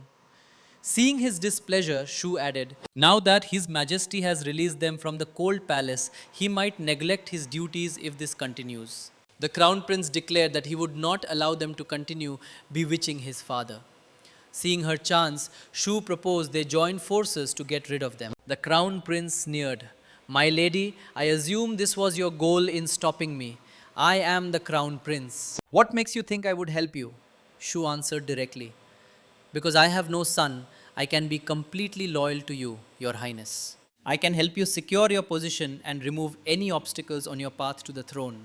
Intrigued, the crown prince asked for her terms. Shu placed a hand on her stomach. This is the only thing I desire. He was alarmed. You want a child? He worried about the risk. If they plotted against his father and succeeded, it would be one thing, but if they failed, the consequences would be dire. Sensing his hesitation, Shu reassured him. You need not worry about getting burned, Your Highness. I will take the lead. You only need to help push things along. Even if I have a son, he will be no threat to you. The crown prince bowed respectfully. In that case, I will be relying on you, my lady. Both of them had their own secret plans. The crown prince had been wanting to place a spy in the Hirum, and Shu had just delivered herself to him. They had formed an alliance of convenience. Later, the crown prince went to Tonan Palace and presented the emperor with some exquisite snacks. The emperor's first thought was of Cha. She's always loved sweets. I should take these to her. The little girl will be so happy. He decided to have the crown prince accompany him to Tingu Palace to see Cha. The crown prince agreed on the surface, but inside he was seething. I am the crown prince and he's making me go see some little girl. If this continues, he might as well give her the whole empire. I will not let that happen. When they arrived at Tingju Palace, they saw Consort Hua and the third prince peeking through the gate like spies. What are you two doing? The emperor boomed. The mother and son jumped in fright. The crown prince immediately scolded them. You are a royal consort and a prince. How can you engage in such shameful behavior as spying? Apologize to father at once. He was secretly delighted. They are so tactless. Father is surely about to punish them. Hawa quickly explained, it's a misunderstanding. We came to visit Ning and Chacha, but we saw that Chacha was taking a nap in a hammock. She looked so peaceful and cute. We didn't want to disturb her, so we were just watching from the gate. Hearing that Cha was sleeping in a hammock, the emperor couldn't resist taking a peek himself. That's my daughter, all right. Even the way she sleeps looks just like me. The crown prince stood by with a blank expression, thinking, Father truly only has eyes for that little brat. I must get rid of her and her mother. Suddenly the gate opened and Xianga poked her head out, making the spies feel incredibly awkward. Xianga explained that Consort Ning had heard a noise and sent her to check, apologizing for disturbing them. Just then, little Princess Cha yawned and woke up. Seeing the emperor at the gate, she held out her hands and called sweetly, Daddy, hold me. But the emperor looked at her seriously. This hammock is too high. Be careful you don't fall. Chacha, however, pointed at a distant roof. That's high up. Chacha wants to climb. The emperor stroked her face fondly. You're still too small to climb high places. When you're bigger, Daddy will take you horse riding and teach you archery and will climb even higher places. Okay? The crown prince watched this scene, his fists clenched in anger. She's so young and already knows how to act cute and hog all of father's attention. She's nothing but a menace. But the third prince was happily waving his hands. Little sister, he called out. Chacha was just as happy to see her brother. She jumped down from the hammock and ran towards him. The third prince was ecstatic, but to his surprise, Chacha ran right past him and straight for the box of snacks the crown prince was holding. The crown prince snatched the box away with a look of disgust. These aren't for you. Chacha's face fell and her eyes filled with tears. The third prince flew into a rage and grabbed the snack box. It's just a few snacks. If my sister wants to eat them, let her eat. He then took Chacha's hand. Come on, little sister. Let's go eat over there. The crown prince became frantic. Father, he said to the emperor, these are snacks your son specially prepared for you. How can you let them be wasted like this? The emperor's face hardened. I gave her permission to eat them. Are you accusing me of wasting your snacks? Seeing his father's anger, the crown prince quickly knelt to apologize. Consort Ning stepped in to mediate. The crown prince meant well, and Chacha has eaten quite a lot today. She told Cha to give the snacks back to her big brother. The little girl held out the box to the crown prince. Big brother, I'm sorry, Cha only ate one. You can have them back. The crown prince snatched the box away with a disdainful look. Ning smiled and gently prompted Cha. You ate your brother's snack. What should you say to him? Chacha went to the crown prince and said sweetly, thank you. When he turned away from her, Ning pointed to the emperor. Why don't you go ask your father not to be mad at your brother anymore? Chacha immediately ran to her daddy and asked him not to scold her brother. Out of love for his daughter, the emperor relented. Fine, he said coldly to the crown prince. Take your snacks and leave. I don't want to see you for a while. He then dismissed Consort Hua and her son as well. The emperor sighed in relief. Finally, some peace and quiet. Suddenly he saw Shang Shao running and shouting, Princess, put your clothes on, you'll catch a cold. The little girl ran ahead yelling, It's hot! I don't want to wear clothes. Ning rushed over and touched Cha's forehead. She was burning up. Quick, call the imperial physician, the emperor commanded anxiously. After a careful examination, the physician announced that Cha didn't have a real fever. She was suffering from the effects of a strange drug she had accidentally ingested. The emperor was stunned. How could my daughter have been drugged? Wiping sweat from his brow, the physician insisted his diagnosis was correct. They would need to sponge her with cool water throughout the night to bring her temperature down. After taking a special soup, she should be back to normal by morning. Seeing how much pain Cha was in, the emperor asked desperately, Are you sure she'll be okay? The physician explained that the cause of her high fever was an aphrodisiac. In the room that had amplified the effects of the drug, hearing this, the emperor and Ning exchanged a look of shock. After the physician left, Ning sat by Chacha's bed, wondering who would want to harm her daughter.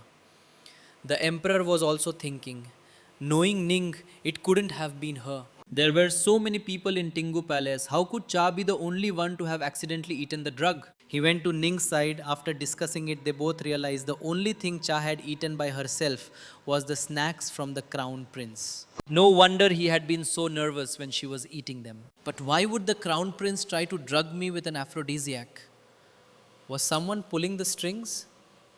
He ordered Liu to investigate the crown prince. Meanwhile, Chacha was still miserable. Shangao told Ning to get some rest, but she couldn't leave her daughter's side. Just then, the cloth in Ning's hand was snatched away. Seeing the emperor standing over her, she instinctively recoiled. I'm only doing this for Cha, he stated. It has nothing to do with you. But inside, he was secretly pleased.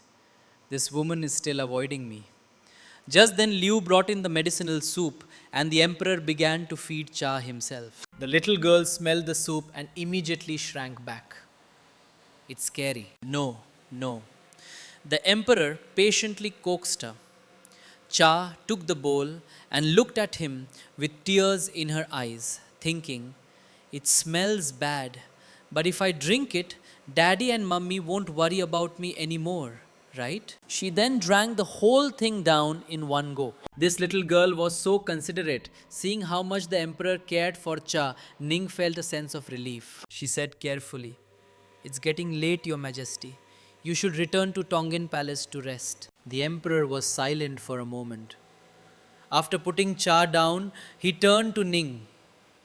"Every other consort in this palace hopes I will visit them. Yet you want me to leave?" Ning stammered and backed away, but he pulled her into his arms. "Why do you resist me so much? I just want to take care of Cha with you. I won't leave until she wakes up. If you don't want to see me, you can go to the side chamber." As he lamented that for all his power as emperor, he couldn't win the heart of the woman he loved. Liu came to report.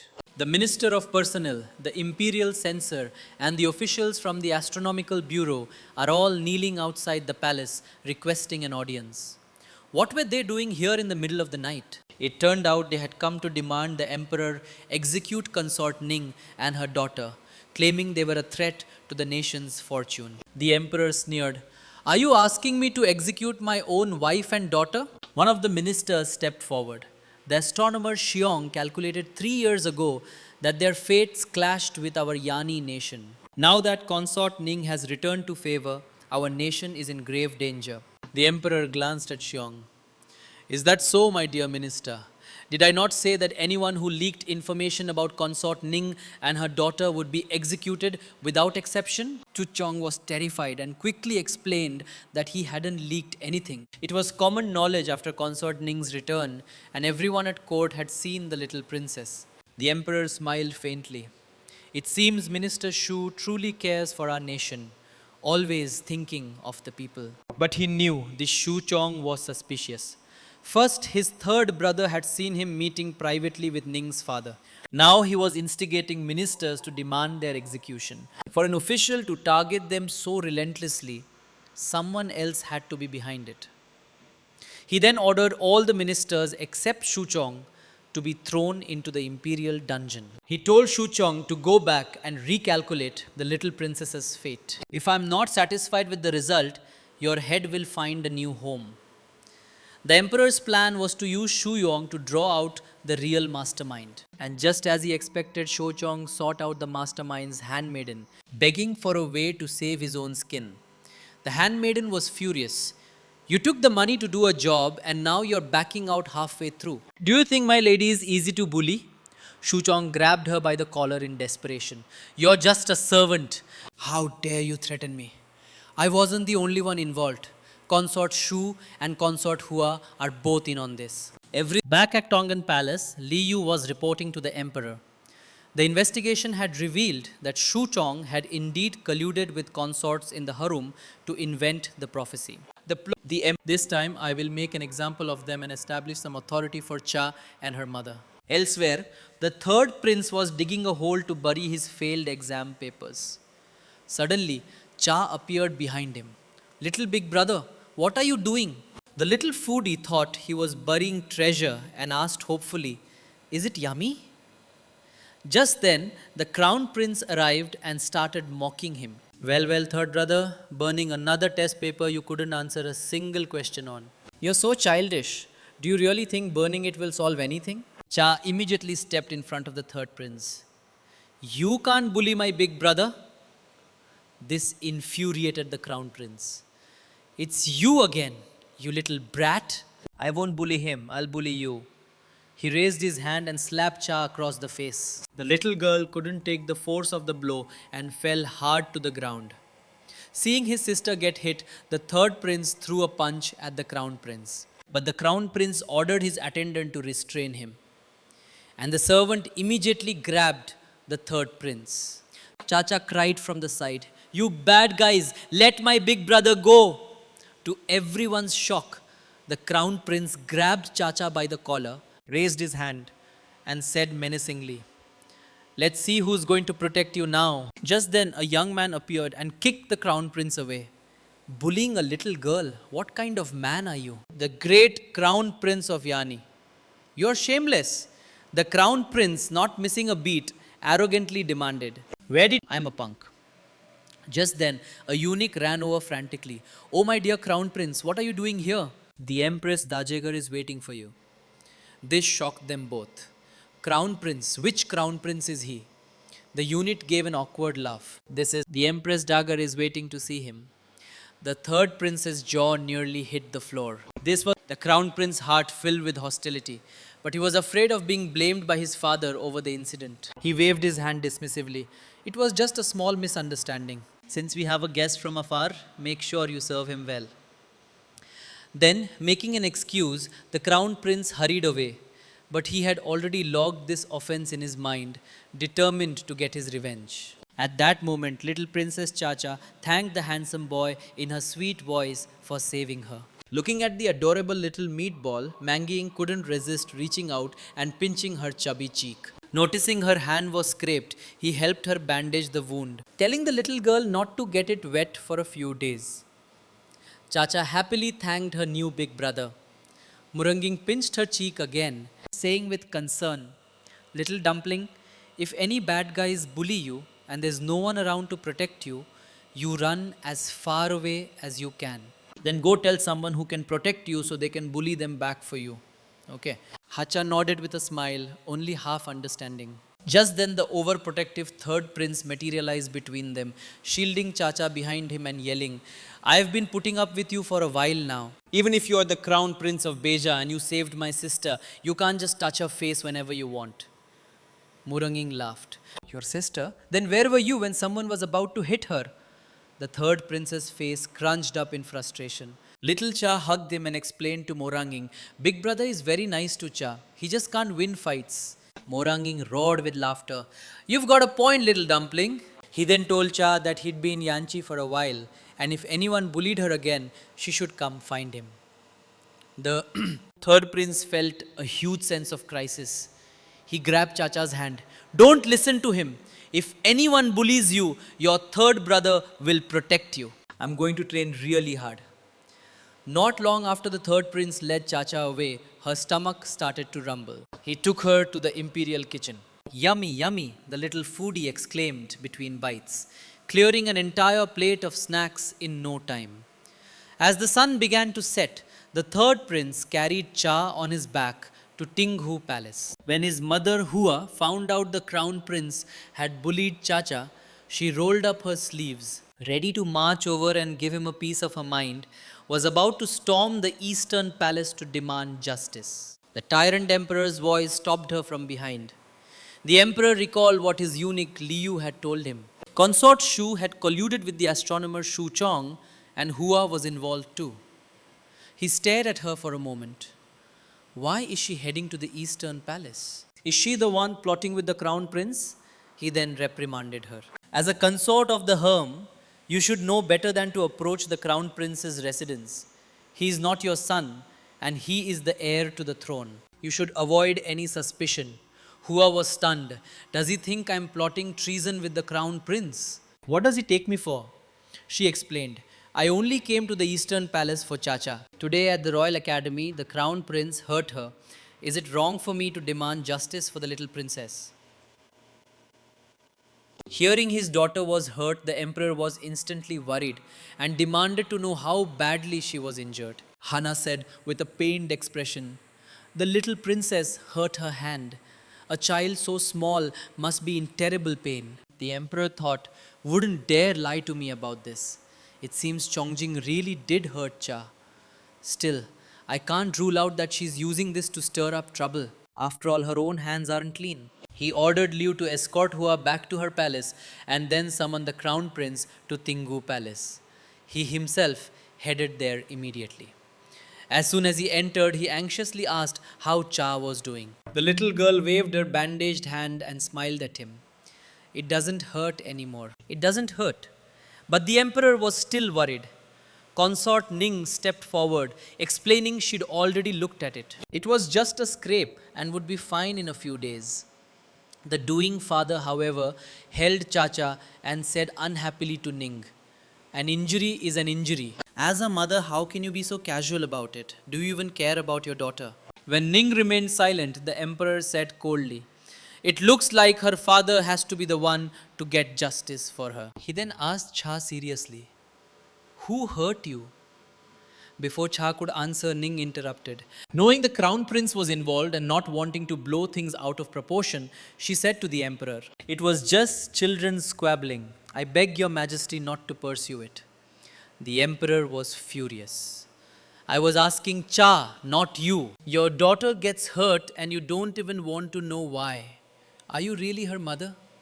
Don't you feel for her at all?" Little did he know, Ning was doing all this for Cha's sake. Soon, Liu returned to report that the crown prince wasn't in the eastern palace. He had likely gone outside the palace, and men had been sent to find him. Meanwhile, the summoned crown prince was sharing a drink with the astronomer Shir Chong. He wanted the astronomer to solve a puzzle for him. If there is someone you despise, but everyone else adores them to the point of obsession, what could be the reason? The astronomer immediately thought, "I've heard the crown prince and Princess Cha don't get along. He must be talking about the little princess. If I can get the crown prince on our side against consort Ning and her daughter, our chances of success will be much higher." Chukung began to spin his tale. "I have heard of a certain type of sorcery from the southern tribes that is most effective at confusing the mind. It's possible someone close to you has been put under a spell." Just as the crown prince was shocked by the word spell, a messenger arrived. "Your Majesty summons you to Tingu Palace." The crown prince's face darkened. "Father is calling for me at this hour. That little brat must have tattled on me." Before leaving, he told Shu Chong to think of a way to break the spell, as he would likely need his help again. Shu Chong replied that it would be his honor to serve the crown prince. Soon the crown prince arrived at Tingu Palace. After greeting the emperor, he thought to himself, "You think you can scheme against me, you little brat? Not so easy." The emperor asked him sternly, "Why did you push and injure your sister? Is that how an older brother should act?" But the crown prince, rather than admitting fault, turned the tables. He claimed Chacha was running wild in the palace and had barged into the royal academy. "That is where my brothers and I study. It is not a place to be disturbed, disrupting the education of Yanchi's future leaders. As her older brother, I had to discipline her." Ning was shocked. The crown prince was the one who hurt Chacha, yet he's blaming her for disrupting their studies. The emperor's face was grim. "So you're saying I've wrongly accused you?" Just then, a burst of laughter echoed from a nearby rooftop. Muranging was sitting on the roof, mocking him loudly. The crown prince of Yanchi not only bullies the weak, but he is also a world-class liar. Shameless, truly shameless. He then leapt down gracefully, introduced himself, and bowed to the emperor. Chacha chirped, "Little big brother." The crown prince, however, was thinking, "What is this kid doing here?" The emperor, not knowing the full story, roared at Morongi, "You dare trespass in my harem? What nerve!" Muranging calmly replied that he was there as a witness for the princess. The emperor was cold. "What witness? What does this have to do with you?" But at that moment, Cha ran to Muranging happily shouting, "Little big brother?" Muranging picked her up and poked her chubby cheek. "Little dumpling, hurry and tell your father, wasn't I the one who saved you?" Chacha waved her bandaged hand. "Yes, and big brother even bandaged my wound for me." Muranging smiled. "Good girl, little dumpling. So you're the little princess of Yanchi. It's a good thing I arrived when I did, or you would have been bullied again." He then held Chacha and said to the emperor seriously, "I personally saw the crown prince of Yani bullying this little dumpling. Not only did he push her down, but he was about to kick her." He then pointed at the crown prince. "If I hadn't intervened, the consequences would have been unthinkable." The crown prince panicked and tried to explain, but the emperor silenced him with a bark. He then beckoned for Cha to come to him. The little girl toddled over on her chubby legs. The emperor asked her why she went to the academy, and she explained she was just going to pick up her third brother from school. Wanting to save a little face for his son, the emperor tried to dismiss Muranging. But Muranging stood his ground, saying that as a witness, he couldn't leave until justice was served. Otherwise, this crown prince of Yani will just start spouting lies again and falsely accuse the little dumpling. Seeing that Muranging wouldn't budge, the emperor huffed, picked up Chacha and prepared to leave himself. If you won't go, I will." Don't trouble yourself, Prince of Bisha. I will see to it that Cha gets justice. Also, my her has strict rules. A wall climbing prince who has just arrived must not be aware. The emperor was getting jealous. How dare he call my daughter little dumpling and climb the walls to get into the harem? Is he trying to make a move on Cha? In his dreams, he ordered his men to escort Muranging back to his residence and have him study the palace rules. Muranging had no choice but to leave. Cha said sweetly, "Itla big brother, don't make daddy mad. We can play again next time." Hearing this, Muranging recalled his own father's warning. The emperor of Yani is unpredictable and difficult to approach. It seemed to be true. He agreed to play with Chacha another time. As he bowed to the emperor, he thought, "I'm not one to be pushed around. If he won't let me climb the walls to see my little dumpling, I'll just have to visit her often." What's he going to do about it? The emperor then began to scold the crown prince, who still refused to properly admit his mistake. The emperor finally slammed his hand on the table in a rage. As the heir to the nation, you are so petty and you still dare to argue. The crown prince was instantly terrified. Father is yelling at me in public for that little brat. At that moment, Chacha covered her ears, looking frightened. The emperor immediately picked her up and said gently, "It's okay, don't be scared." The crown prince's face contorted with rage and his anger boiled over. "I did push her on purpose. I can't stand her. I am the crown prince, yet father gives all his love to her." The emperor was taken aback. "She's just a little girl, and you are the crown prince." This only fueled the crown prince's anger. "Why did father have to scold me in front of so many people just for her? What did I do wrong?" The emperor's face was stern. "Then let me tell you what you did wrong. First, you bullied your younger sister. Second, you twisted the truth. You are already the crown prince, yet you compete for affection with your siblings and focus all your energy on wicked schemes. And you still dare to accuse me of being unfair." The arrogant crown prince remained defiant. The emperor then questioned him directly. "The snacks you sent before, who put you up to it? What was your purpose in tampering with them?" The crown prince's heart sank. Father didn't even eat the snacks, but he knows they were drugged. "I can't admit it or he'll strip me of my title." He started to put on an act. "Father is just trying to vent his anger for my sister's sake, and in doing so, he disregards my own filial piety.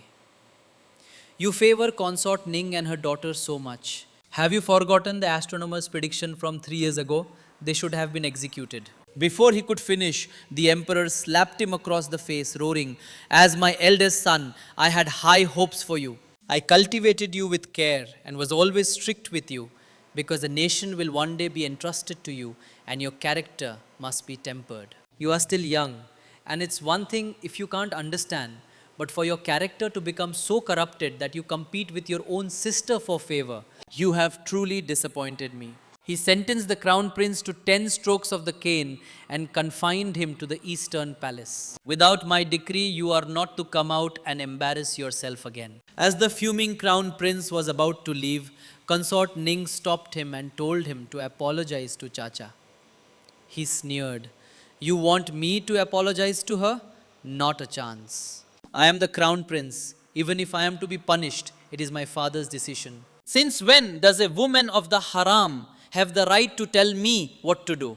Ning pulled Cha in front of her. "I am Cha's mother. No matter who bullies my daughter, I will get justice for her." She then said sternly, "You will apologize to her." The emperor glanced at Ning, thinking, "Now that's the attitude befitting my daughter's mother." He wrapped an arm around her. "Hansort Ning is right. As an older brother, you were in the wrong. Naturally, you must apologize to them." Cornered, the crown prince had no choice but to offer a grudging apology. But he was still seething inside, vowing to one day repay this humiliation. Now, early the next morning, consort Shu rushed to Uhei palace. A sleepy Hua asked her, "The sun has barely risen. What's so urgent that you had to come here now?" Shu looked frantic. "Sister, how can you still be sleeping? Last night, because of consort Ning and her daughter, even the crown prince was reprimanded. He was caned and confined. Hua felt he deserved it. Serves him right. As a crown prince and an older brother, he bullied Cha and hurt my little treasure. He got what was coming to him. She was annoyed and grabbed Hua's arm. Sister, you're taking that brat side now. Have you forgotten that 3 years ago you and I bribed Shu Chong to frame consort Ning and have them banished to the cold palace? A cold sweat broke out on Hua's back. It's true. Cha and Ning suffered in the cold palace for 3 years because of me. She glared at Shu. If His Majesty decides to reopen their case, you and I might not even get a proper burial. She yanked her arm away, yelling, I haven't lost my mind. I don't need you to remind me. If you're so scared of His Majesty digging up the past, then go back to your own palace and keep your mouth shut. Sensing Hua's tone, Shu quickly apologized, saying she was just worried her sister would act rashly. We need a long-term plan for consort Ning and her daughter. We can't let them continue to bewitch His Majesty, Hana snapped. I don't need you to tell me what to do. You can go now. As she left, she thought to herself, we're in the same boat. You think you can get away? Dream on. Watching her leave, Hua was lost in thought. 3 years ago, I acted out of malice and made a terrible mistake. I will confess my sins, but it seems Shu is still determined to see Cha and Ning dead. I can't make the same mistake twice. Just then, Prince Xiaoyao arrived with gifts for Cha. The little girl ran to him with a squeal and was lifted high into the air. Whoa there, little fatty, you've gotten heavier. Hearing this, Cha immediately turned her head away. I'm not a little fatty. Zhao Yao laughed awkwardly. All right. Our Chacha isn't a little fatty. She's a little princess. He then warmly asked about her injury and brought out a pile of toys to cheer her up. Chacha was happily shaking a rattle Xiaoya had given her. At that moment, the king of jealousy, the emperor, walked in with a ball. Cha immediately ran to show off her new toy. Daddy, look! Uncle Xiaowan gave it to me. The emperor took the rattle from her hand and gave her the ball. It's just a rattle, nothing special. Daddy brought you a ball. The little girl watched the ball bounce, clapping her hands. That's so fun. To the emperor's dismay, Xiao then put on a mask and leaned close to Cha. Look, do you still recognize your uncle? The emperor snatched Cha away and punched Xiaoyao. She's my daughter. If you cause any more trouble, you're banned from the Hedom. Xiaoya was exasperated. You're being so petty. But I do have something to report. Shu Chong is getting more restless. A few days ago, he was seen with Chongqing. The emperor said he was already aware of the situation and had a witness. He just needed physical evidence. He tasked Xiaoyao with handling matters outside the palace. Xiaoyao smiled to himself. Finally, I can get some revenge for the little fatty. Soon it was noon and consort Ning arrived with fruit. I couldn't just bring it for Cha. Your Majesty, Your Highness, please have some. She handed a small bag of fruit to Cha. In no time, the entire bag of grapes was gone. The little girl looked like she hadn't had enough, peering into the empty bag. Where did the grapes go? Mommy, she said sweetly, all gone. Ning smiled and poked her little belly. Why don't you ask your little tummy how many grapes it ate today? The little girl looked down at her own belly, which was straining against her clothes. She then looked at the others and had a shocking realization. Oh my gosh, they don't have little bellies. Only I do. She grabbed a little lamb pouch, hid her face in shame and started to cry. Prince Xiao let out a snort of laughter. Cha yelled angrily, Stop laughing! Just then, Shango came to announce that lunch was ready. Xia Yao asked if he could stay, but the king of jealousy snapped, You mooched my fruit and now you want to mooch my lunch? Why don't you go take care of business first? With that, he picked up Chacha and left. Xiao Yao smiled to himself. Finally, I can get some revenge for the little fatty.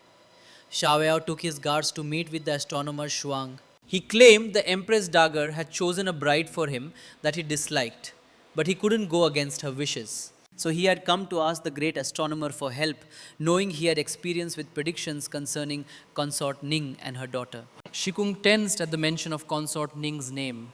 But Xiao Yao explained, if Master Shir could use the same method and say that I am a cursed star who will bring doom to any wife, the woman will surely be scared off, and my brother and mother will have no choice. Realizing this was about the prince's personal affairs, Shu Chong relaxed, raised his glass, and agreed to help. Seeing him down the wine in one gulp, Xiao Yao pressed his advantage. This wine is the legendary one cup knockout. He should be spilling his guts soon. He then asked, I imagine this isn't the first time you've done something like this. Shong, already feeling the effects of the alcohol, chuckled. I just do what I'm paid to do, Xiao Yao asked quickly.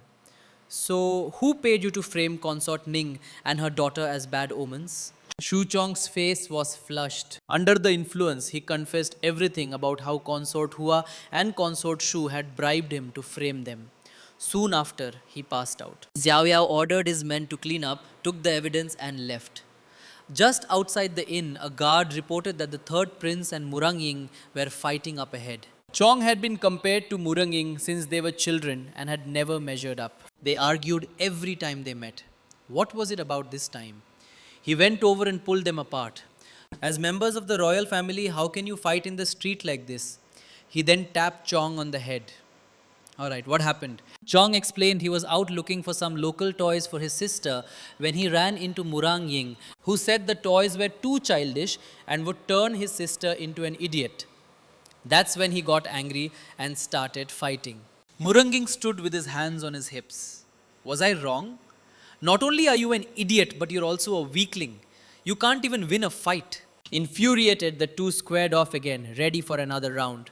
But they both received a punch from Xiao Yao, who scolded them. If you two brats want to fight, go do it on the palace training grounds. Don't embarrass yourselves out here. The two of them then agreed to a match on the training grounds in Tinggu Palace.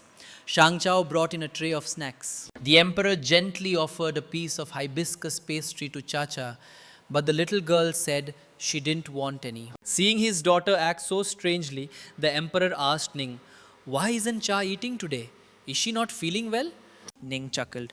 Cha ate all the grapes the kitchen sent over today. Oh, and for lunch, she had a piece of lamb, 2 chicken wings, 3 pieces of braised pork, plus a bowl of beef stew and some tofu. She's genuinely full. If you don't believe me, look at her little belly.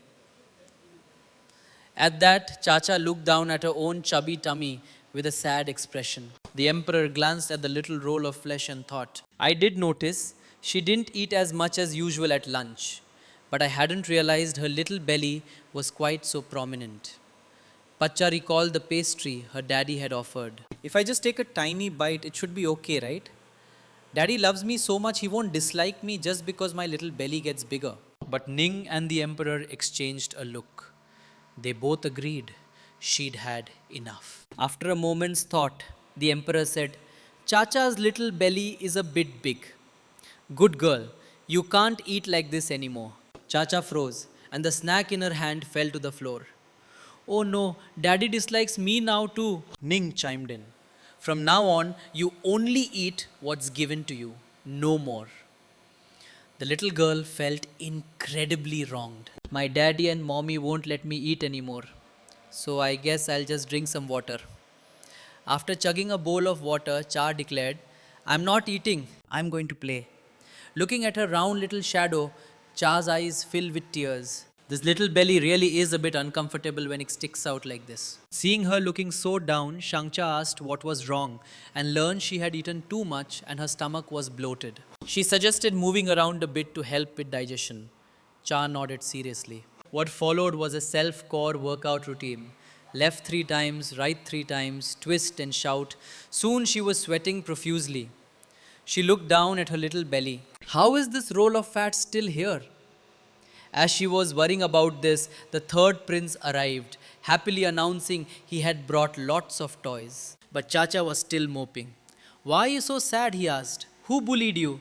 Chacha lifted her shirt to reveal her round, chubby little belly and said with a pout, My little belly bullied me. The third prince froze and pointed at her tummy. It bullied you? Chacha's eyes filled with tears. Yes, it did. Shang Chao came over and explained with a smile. The little princess ate too much today and has a bloated tummy. She's been trying to work it off, but the little roll of fat won't go away. The third prince looked at Cha. The roll of fat really was a bit much. He stroked her head. I'm about to go teach that arrogant Moranging a lesson. Come with me. Maybe when you see me beat him to a pulp, your little belly will feel better. Chacha happily agreed. Soon the third prince brought her to the training grounds. He saw Muranging sitting calmly on a high fence, looking down at him with disdain. I thought you weren't going to show up. His gaze immediately shifted to Cha. Good. Cha Kamto, the third prince quickly shielded her. What are you so smug about? Don't think I'm afraid of you. And why are you looking at my sister? He was, however, panicking a little on the inside. Muranging glared at him. You really don't know your own limits. After I'm done with you, I'll have a nice time playing with my little sister, Cha. The two of them locked eyes, sparks flying. The third prince couldn't take it anymore. Were you born cross-eyed in a past life or something? Seeing her brother's discomfort, Cha asked with concern. Just then, Muranging jumped down from the fence calling her name. The third prince pulled her back. Little sister, watch out for that idiot. Muranging immediately shot back. Who are you calling an idiot? The third prince said with bravado. Calling you an idiot? But he was once again KO'd by Mong Yang's comeback, nearly coughing up blood. To save face, he tried to act calm in front of Cha. Don't worry, little sister.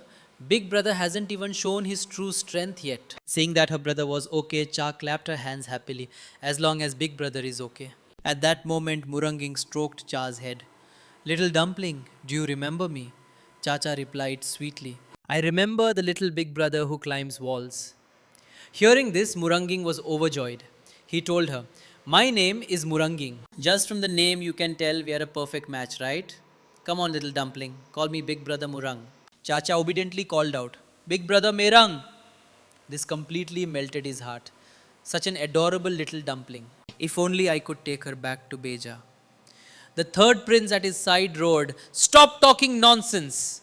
How dare you hit on my sister right in front of me? Do you think I'm dead?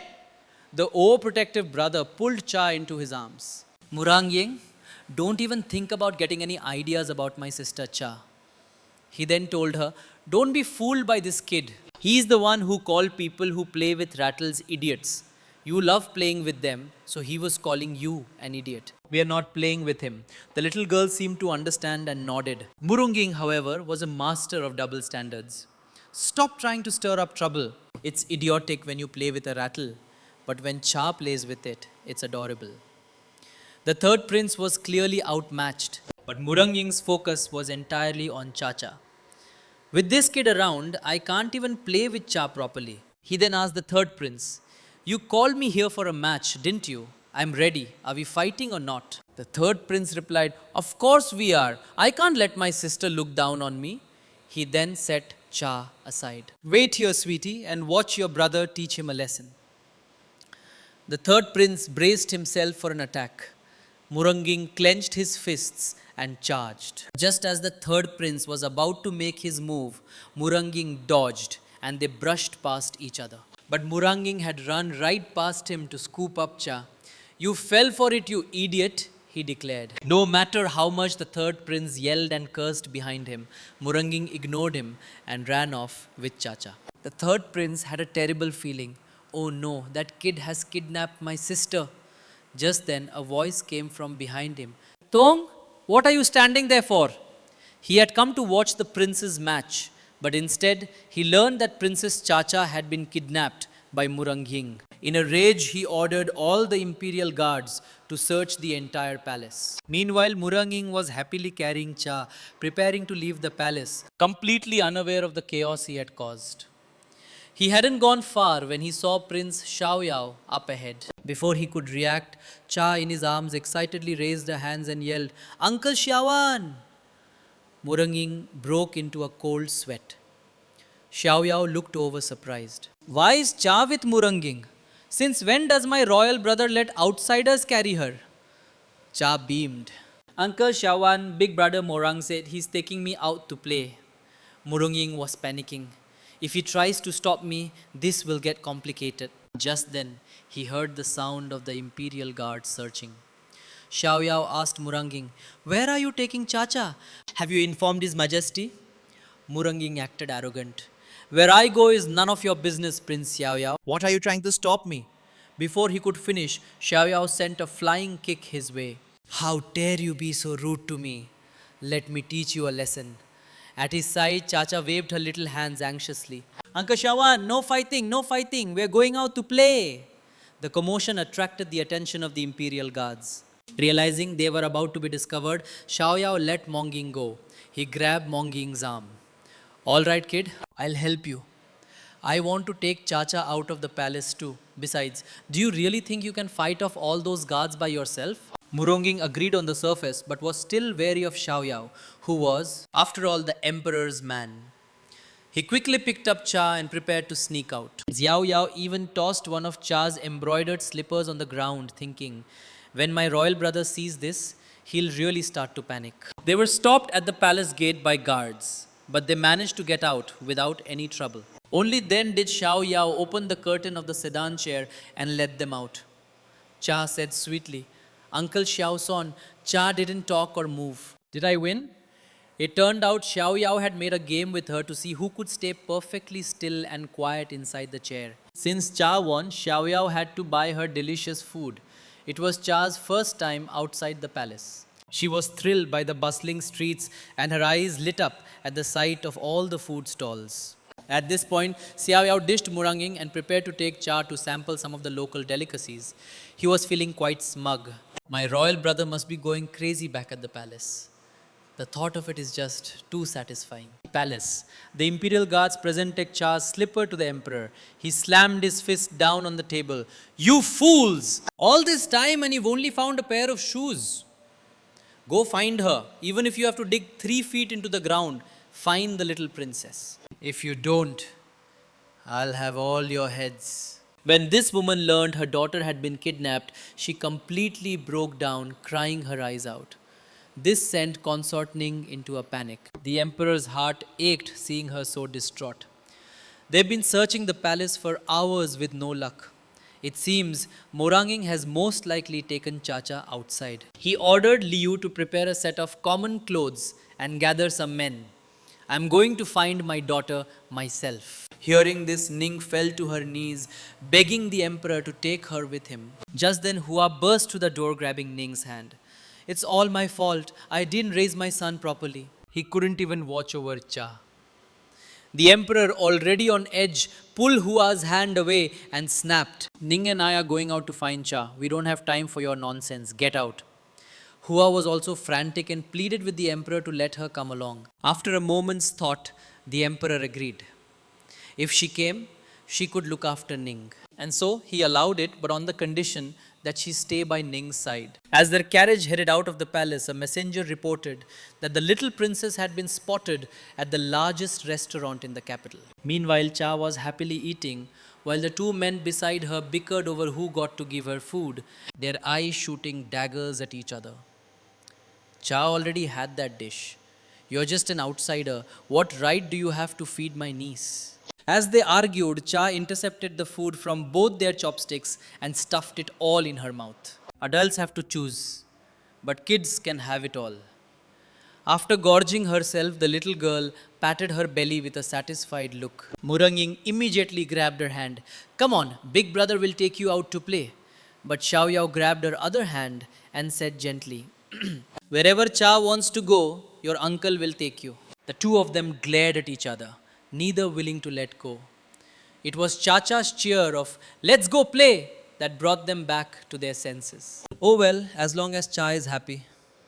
Just as they were about to leave, they heard a commotion from upstairs, accompanied by shouts of "Catch that thief!" Before Muranging could react, he was shoved aside by a thief, and they were all separated by the rushing crowd. Cha covered her ears in fear, crying out, "Uncle Xiaowan!" The restaurant descended into chaos with people chasing the thief. In the confusion, a frightened Cha hid under a table, crying, "Daddy, Mommy, I want a hug." Just then, someone slowly approached her. The little girl thought it was her uncle, But the person who emerged was consort Ning's father, Ning Chayo-chin. He knelt down and cautiously approached her. Come out! I'm your grandfather. The little girl had never seen her grandfather before and burst into tears. Ning Chayo quickly clamped a hand over her mouth. Don't cry, he said coldly. He then put on a fake, kind expression. I'm your mother's daddy. I won't hurt you. Come home with grandpa. Cha shook her head frantically, wanting her uncle Shawan. Seeing she wouldn't be easily fooled, Ning Chao Chun told her, Grandpa will take you to find your mommy. At the mention of find mommy, the little girl's guard dropped and she crawled out from under the table. And just like that, in the chaos, Chacha was led away by Ning Chao Chun. The real question is this old man one of the good guys? And by a stroke of bad luck, they passed right by the emperor who was just arriving. The emperor hurriedly stepped down from the carriage only to see Xiao Yao and Murong Ying. He scanned the area but saw no sign of Cha. In a rage, he grabbed Xiao Yao by the collar. Where is Cha? Xiao Yao was at a loss. Murong Ying quickly explained that there had been an accident in the restaurant and Cha was missing. At his side, Ning fainted at the news, collapsing into Hua's arms. The emperor exploded, lifting Murong Ying off the ground. You took my daughter out of the palace without permission. If anything happens to her, I will not spare you or your entire Biashia dynasty. Zhao Yao quickly intervened, saying he had found out that Chacha had been led away by a middle-aged man. From his build and appearance, it looked like Ning Chayochun. The emperor and Ning were shocked to hear his name. The emperor immediately took Ning's hand, ready to rush to the Ning residence. Ning hesitated. The truth was, after she had been banished to the cold palace, her father, fearing he would be implicated, had cut off all ties with her. The emperor saw her hesitation and told her not to worry, that he was there for her. Meanwhile, at the Ning residence, Cha looked around with tears in her eyes. Mommy, I want mommy. Ning Chan grabbed her and warned, your mother will be here sooner or later. Now you listen to me. If anyone asks how you ended up with me, you tell them you wouldn't stop following me, not that I took you. Do you understand? Chacha looked at this horrible grandfather she had never met before with a confused expression. He then yelled, Do you understand? Cha was clearly scared. I don't like you, she said with a pout. Ning Chao Chin sneered. You don't like me? I'm still your grandfather. Come on, call me grandpa. Cha resolutely turned her head away. I'm not going to talk to him. She then spotted some snacks on a table and her eyes locked up. She grabbed one and started eating. I'm ignoring you. Just then Ning's mother came in. Where did you pick up this little brat? Ning Chao Chun stroked his beard and smiled. This is your daughter's daughter. She and her mother are currently high in the emperor's favor. Whether our family rises or falls depends on her. Ning's mother looked at Cha with disgust. This little foodie, our snacks are not for you to waste. She slapped the snack out of Cha's hand. Cha clutched her smarting arm and stared at her with wide, watery eyes, but her grandmother just pinched her cheek hard. You dare to glare at me? Believe it or not, I'll gouge your eyes out. Ning Chayochin sipped his tea at the side. Go easy on her. I'm counting on this little girl to get me a promotion. At that moment, Cha pointed at her grandmother and yelled, You're a big meanie. I don't like you and I'm not afraid of you. The little girl stood on a stool with her hands on her hips, pointing at them both. You ugly little scum. And you ridiculous bad guy. She even made a face at them to mock them. This infuriated her grandmother, who raised her hand to strike her, threatening to rip her mouth open. Honestly, this grandfather and grandmother are just awful. Cha is in danger. The wicked grandmother threatened to rip Chacha's mouth open. The little girl ran, yelling insults at her, but was eventually caught. At the last second, a shout of stop from the doorway saved her. Her lifeline had finally arrived. Consort Ning strode in furious. Chacha was overjoyed to see her mother and ran into her arms. Ning gave her a thorough checkup. Chacha smiled and told her, Don't worry, mommy, I'm okay. I just missed you. Relieved, Ning finally relaxed. Just then her father said coldly, She's my granddaughter. Do you think I'd let her get hurt after bringing her back? His wife added with a sneer. Exactly, you think we were monsters. You're being so overprotective. She's not made of glass. Ning looked at her parents, her mind racing. I clearly heard Chacha insulting them. She would never be so rude unless they were being awful to her. And Chacha has never met them. Why would she follow them home? At that moment, Chacha pointed at her grandparents and told Ning, Mommy, I didn't follow them. He said he would help me find you. That's why he brought me here. This enraged her parents, who yelled, You little brat, what nonsense are you telling your mother? Look at the fine daughter you've raised, telling such lies. Ning couldn't believe her own parents would harm Chacha. They must have had a motive. She retorted, I am a royal consort personally appointed by His Majesty. According to rank, you should address me as Consort Ning, should you not? The old couple was stunned and exchanged a look. Is this the same obedient daughter we knew? How dare she speak to us like this? Her father pointed a trembling finger at her. What did you just say? What did you want us to call you? Say it again. Her mother then beard her for being unfilled and ungrateful. Seeing the two bad people talking to her mother like that, Chacha stood up with her hands on her hips and bravely defended her. Don't you yell at my mommy, you two ugly little scums. Ning was touched by her daughter's protectiveness. She then said to her parents with a cold face, It's true, you did raise me. But don't forget, when I was in trouble 3 years ago, you disowned me. Besides, I am no longer a member of the Ning family. I hope you will conduct yourselves with dignity, Lord and Lady Ning. Hearing this, her father was dumbfounded. He never expected his daughter to be so assertive, fearing he would lose his connection to her. His expression changed in an instant. Consort Ning, please don't misunderstand.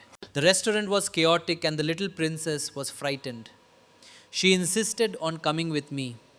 For her safety, I had no choice but to bring her back. He then gestured to his wife behind him. She immediately started putting on a show, crying and wailing. We are still your parents.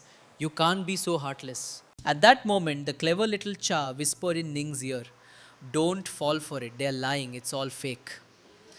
Honestly, their acting was so bad, even a child could see through it. Ning questioned them again. If I were to fall from favor again, would you still speak to me with this tone? Or would you once again publicly declare you have no such daughter? I have no need for parents like that, and I will never set foot in this place again. With that, she picked up Chacha and turned to leave. The old couple was left speechless, frozen in place. So, what do you think the emperor will do to her parents? Later, with Ning's approval, the emperor stripped her parents of their titles, demoted them to commoners, and banished them from the city for life. Just as the emperor was about to leave the Ning residence with them, 3 frantic figures rushed toward them, surrounding Cha and Ning. The emperor felt completely left out. These annoying people. He grabbed Morang Ing by the ear and Xiao Yao by the collar. You two get back to the palace right now, otherwise I'll have you both punished for losing the princess. The guards then blocked their way, and they could only watch as the emperor left with Chacha and her mother. They both knew they were at fault for losing her in the first place, so they decided not to provoke the emperor further. In the carriage, the emperor held Cha and warned her. From now on, you are not allowed to leave the palace with anyone but your daddy and mommy. Ning also told her with a worried look, You must never do that again. Your father and I were worried sick. The little girl looked at her mother with wide eyes. Chacha knows she was wrong. It won't happen again. To ease the tension, Pua brought out a bag, explaining she had her servants buy some local snacks which she had already taste tested. She offered them to Cha. Chacha's eyes lit up at the sight of so much food. Hana handed her a snack they didn't have in the palace. The little girl was about to take a bite when she remembered her round little belly. Her hand froze. My little belly just went away. She put the snack down and, fighting back tears, said, I think I'll wait to eat. Ning and Hua were surprised and asked if she was feeling unwell. The emperor then picked up a meat skewer. If you don't like that one, how about this one from Daddy? Cha quickly crossed her arms. No, my little belly from this afternoon just went away. Uncle Shawan already took me to eat. If I eat more, my little belly will come back, and I don't want it to. The three adults burst out laughing. So that was it. Case closed. Cha then held out her hands to Ning. Mommy, I need my little pouch to save it for tomorrow. The emperor smiled. She really is my little foodie. Ning smiled back at him. Please don't laugh at her, Your Majesty. In the cold palace, we rarely had enough to eat for months at a time. Chacha got into the habit of saving any good food for when she was hungry. The emperor said it was all his fault for making them suffer. He hugged Chacha tightly. You are my daughter, the princess of Yenhi. Whatever you want to eat, just tell daddy and daddy will make sure you have it. At this, Hua felt a pang of guilt. If it weren't for my foolishness, Chacha and Ning wouldn't have had to suffer so much in the cold palace. I owe them. Seeing her dazed expression, Ning asked what was wrong. To her surprise, Hua confessed that their suffering in the cold palace was all her fault. Ning was stunned. Sister, what are you saying? Hua then confessed everything to the emperor. 3 years ago, when Chacha was born, she was worried Ning would become even more favored. So she bribed the astronomer Shu Chong to invent the prophecy that they were a bad omen leading to their banishment. I have committed a grave sin. I am ready for my punishment, Your Majesty. The emperor's face darkened. I didn't expect her to confess on her own. What is her motive? Is she truly remorseful? This little princess is a master of charm. She quickly grabbed his hand. Daddy, don't be mad, don't be mad. Looking at his adorable daughter, the emperor's anger melted away. He asked her, Your big brother Chongya's mother did something wrong. How do you think we should punish her? This was a tough question for the little girl. She didn't understand adult matters and had no idea what Hua had done wrong. She reached out to her mother for help. Ning picked her up and said to Hua, Sister, since I entered the palace, I have only ever wanted to serve His Majesty. I never intended to compete with anyone, yet you went to such lengths to frame me and Cha. For 3 years, my daughter went hungry. Hua was filled with remorse and apologized profusely. Although Ning was still hurt, the past was in the past.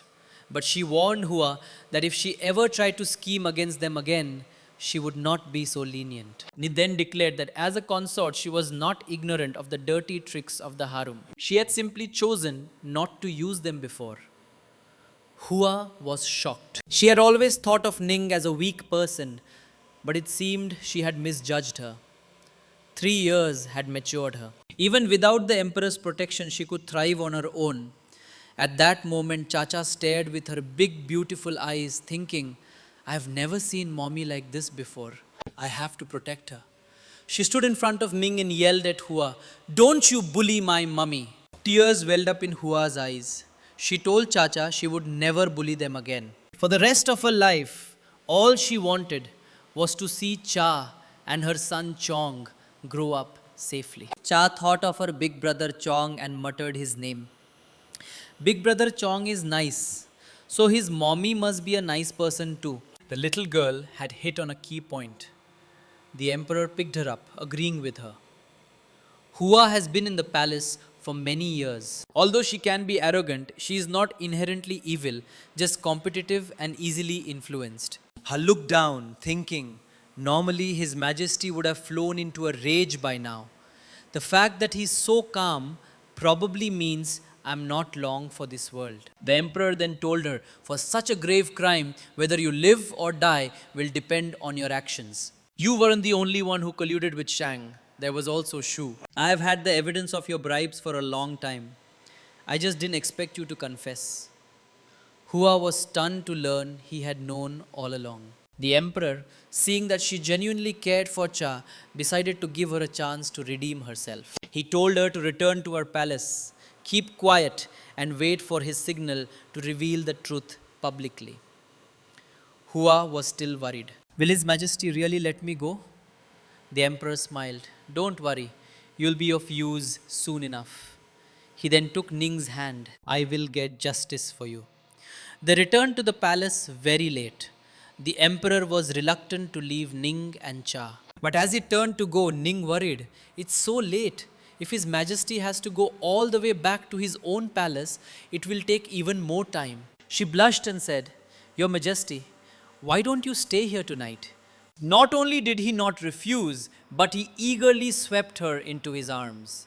The eunuch Leyu saw this and was overjoyed. Finally, the consort and his majesty have truly reconciled. The emperor held Ning in his arms and whispered, "One." Ning looked at him in surprise. He still remembered her given name.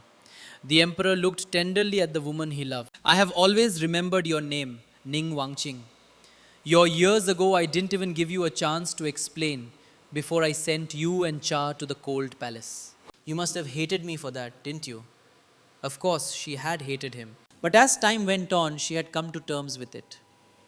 Since entering the palace, she had been showered with his favor. And the cold palace, despite its hardships, had been a safe haven from the constant plotting of others. And besides, she had Chacha. They had suffered, but they had survived. The emperor hugged her tightly, promising that from now on he would ensure that she and Cha were safe and happy every single day. Just as the two were about to get intimate, Chacha burst into the room, saying in her sweet voice, "Time for sleep, mommy wants a hug." The two of them were startled. Ning pushed the emperor 10 feet away. "Cha, what are you doing here?" Shao rushed in to take Cha back to her own room. But the little girl launched herself into Ning's arms, sleepily crying, "I want mommy." Defeated, the emperor sent Shangcha away and let Chacha sleep with them. Soon, Chacha was fast asleep in her mother's arms. But just as Ning was covering her with a blanket, Cha kicked it off, mumbling in her sleep, "Little belly, go away." Doesn't that remind you of how you slept as a child? When Chacha was finally sleeping soundly, the emperor took Ming to the side chamber. That's right, for some exercise. The next morning, Liu and Shangcha stood outside the door, staring at each other. His Majesty and the consort are both sleeping in today. That must have been quite a workout. At that moment, a sleepy Cha came out with one bare foot. "Good morning, Go." "Good morning, big sister." Seeing her barefoot, Liu rushed over and picked her up. Cha told him, "Mommy and Daddy are still sleeping," so Cha got up by herself. Cha's tummy is hungry. Shang Tao then got her washed and dressed and arranged for breakfast. In her sleep, Ning vaguely heard Cha's voice and reached out a hand. "It's okay, Chacha. Mommy is here." But her hand was caught by the emperor and she woke with a start. The emperor gently stroked her face. Wan, did I scare you?" Only then did she remember that she had let him stay the night and Cha hadn't slept with her. She suddenly said to him, "Oh no, you've missed morning court." The emperor poked her nose with a fond look. "It's fine. Liu will send my regards and appease the court. Besides, I have more important things to do today." What do you think those important things could be? After such a strenuous workout, not only did the two of them oversleep, but they were also caught in bed by their daughter. How embarrassing. When Cha saw them emerge, she ran over to greet them. The emperor gently pinched her chubby cheek. "Good girl, Cha. Go have breakfast with your mommy. Daddy has to go see your big brother, Chongjing." Hearing his name, Chacha immediately pictured their last encounter. Oh no, they're going to fight again. She quickly waved her hands at the emperor. "Daddy, don't fight with big brother and don't get mad, okay?" The emperor warmly picked her up. "Don't worry, Daddy won't fight with your brother." Worried Chacha would delay him, Ning quickly took her from his arms. The sight of the three of them together was quite heartwarming.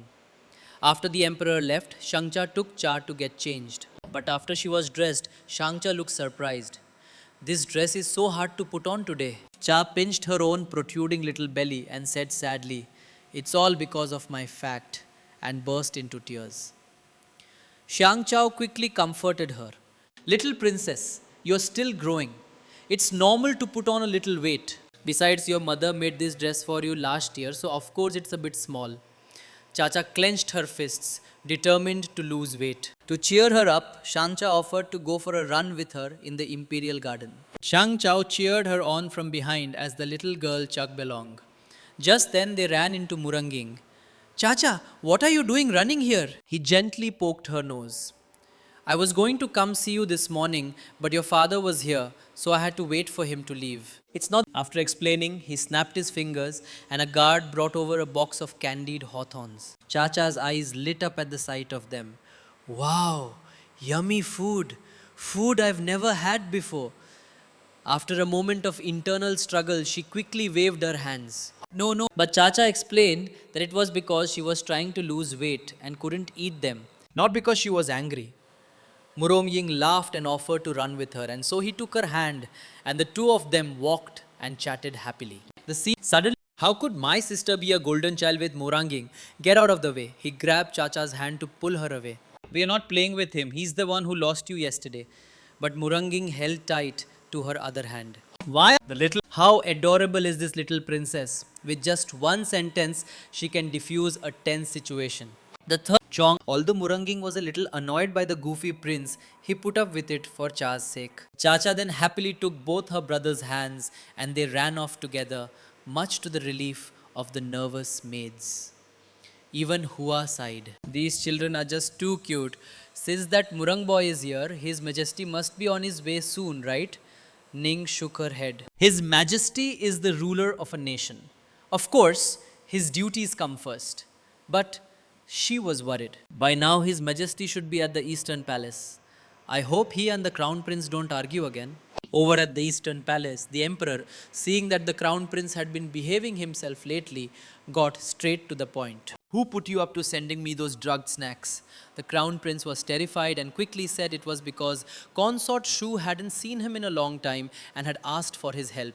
To protect his title, he didn't tell the truth and kept kowtowing, saying he had only agreed out of pity and had no idea the snacks had been tampered with. Hearing it was Shu again, the Emperor let him rise. The Crown Prince put on a sincere act. I have been reflecting these past few days. As an older brother, I truly should not have been so petty with my younger sister. The Emperor knew that while he was saying all the right things, he couldn't look him in the eye. His apology was not sincere. The Crown Prince then ordered some gifts to be prepared for Cha as an apology. The Emperor stood up. Your sister is still young. She is not interested in jewelry. If you are truly sincere, find some delicious food or fun toys for her. That will make her happy. It's good that you've shown remorse. I'll be leaving now. The Crown Prince, seeing how much his father valued Cha, thought, I'll just go along with him and not provoke her for now. The most important thing is to keep my title. As the Emperor left, he thought, Chungjing claims to have reflected, but he is still not being honest, just going through the motions. How did it come to this between a father and son? He suddenly thought of the adorable Cha and decided to go see his daughter. Arriving at the imperial garden, he saw a group of them chatting. He thought they were slacking off, but Liu told him Cha was there. So he decided to take a look. Suddenly his eyes widened and he roared at Murangi, Let go of my daughter. Chacha ran over happily shouting, Daddy! The Emperor picked her up and without even looking at Muranging, pointed at him. Chacha, remember, stay away from this person. Be careful he doesn't lose you again. So what are you all doing? Chacha said pitifully. I am too fat. I have to lose my little belly or I won't be able to fit into the dresses Mummy made for me. The Emperor poked her nose with a fond smile. My daughter doesn't need to do that. We should treat our fat as a part of our body, not something to get rid of. Cha looked completely baffled, not understanding what her daddy meant. This Emperor was so doing. Would Cha's diet plan continue? How lucky is it to have such a doing Emperor for a father? The little princess was upset because her chubby frame wouldn't fit into her dresses. But the tyrant Emperor waved his hand and declared, Send my decree at once. Order the palace seamstresses to make all of the little princess's dresses for the next 2 years. He then warmly told Chacha, You're a growing girl. Every bit of fat has its reason for being there. And so Cha decided to give up her diet. Even if she was a little fatty, she would be a little fatty who let every bit of fat have its reason for being. This declaration completely charmed Hua and Shangcha, who cheered. Well said, Cha. Just then Muranging offered her a snack. That's the spirit. Here, eat this. But the overprotective third prince smacked it out of his hand, pulled Cha into a hug and said with a smile, Little sister, eat mine. This one is better. Muronging would not tolerate this. He snatched the snack from Chongya's hand and roared, These snacks are all mine. You don't get any. This scared Chacha, who looked at them with a pout. If you two are like this, I won't get to eat anything. Chongya puffed out his chest. Muranging, you scared my sister. I was doing you a favor by taking your stuff. Cha is my sister. What right do you have to feed her? Muranging took Chacha's hand. Because Chacha calls me Big Brother Murang, I have decided she is my little sister too, so why can't I feed her? The two of them locked eyes, sparks flying, and looked ready to fight again. Just then, the Emperor appeared. Both of you, be quiet. He then cast a silencing spell on them both and pulled Chacha aside. Good girl, don't eat things from outsiders. If you want something, Daddy will have the imperial kitchen prepare it. He then said to Moranging sternly, you are a foreign man, yet you repeatedly trespass in my her. Are these the manners of your Beja nation? He then ordered Liu to throw Murangi out, but Muranging interrupted him. I came to the palace on behalf of the Bia dynasty to discuss matters of the Golden Melon Festival. The emperor didn't humor him. The Golden Melon Festival is being handled by the Ministry of Rights. In that case, I'll have someone take you to them so you can discuss it properly. Muranging was dumbfounded. Discussing it with that group of long-winded old men will take forever. At this, Chonga pointed at him and laughed. Manging, why don't you get lost? Monging thought defiantly. I'm not going. I'd like to see if he really dares to throw me out. But at that moment, the emperor spoke.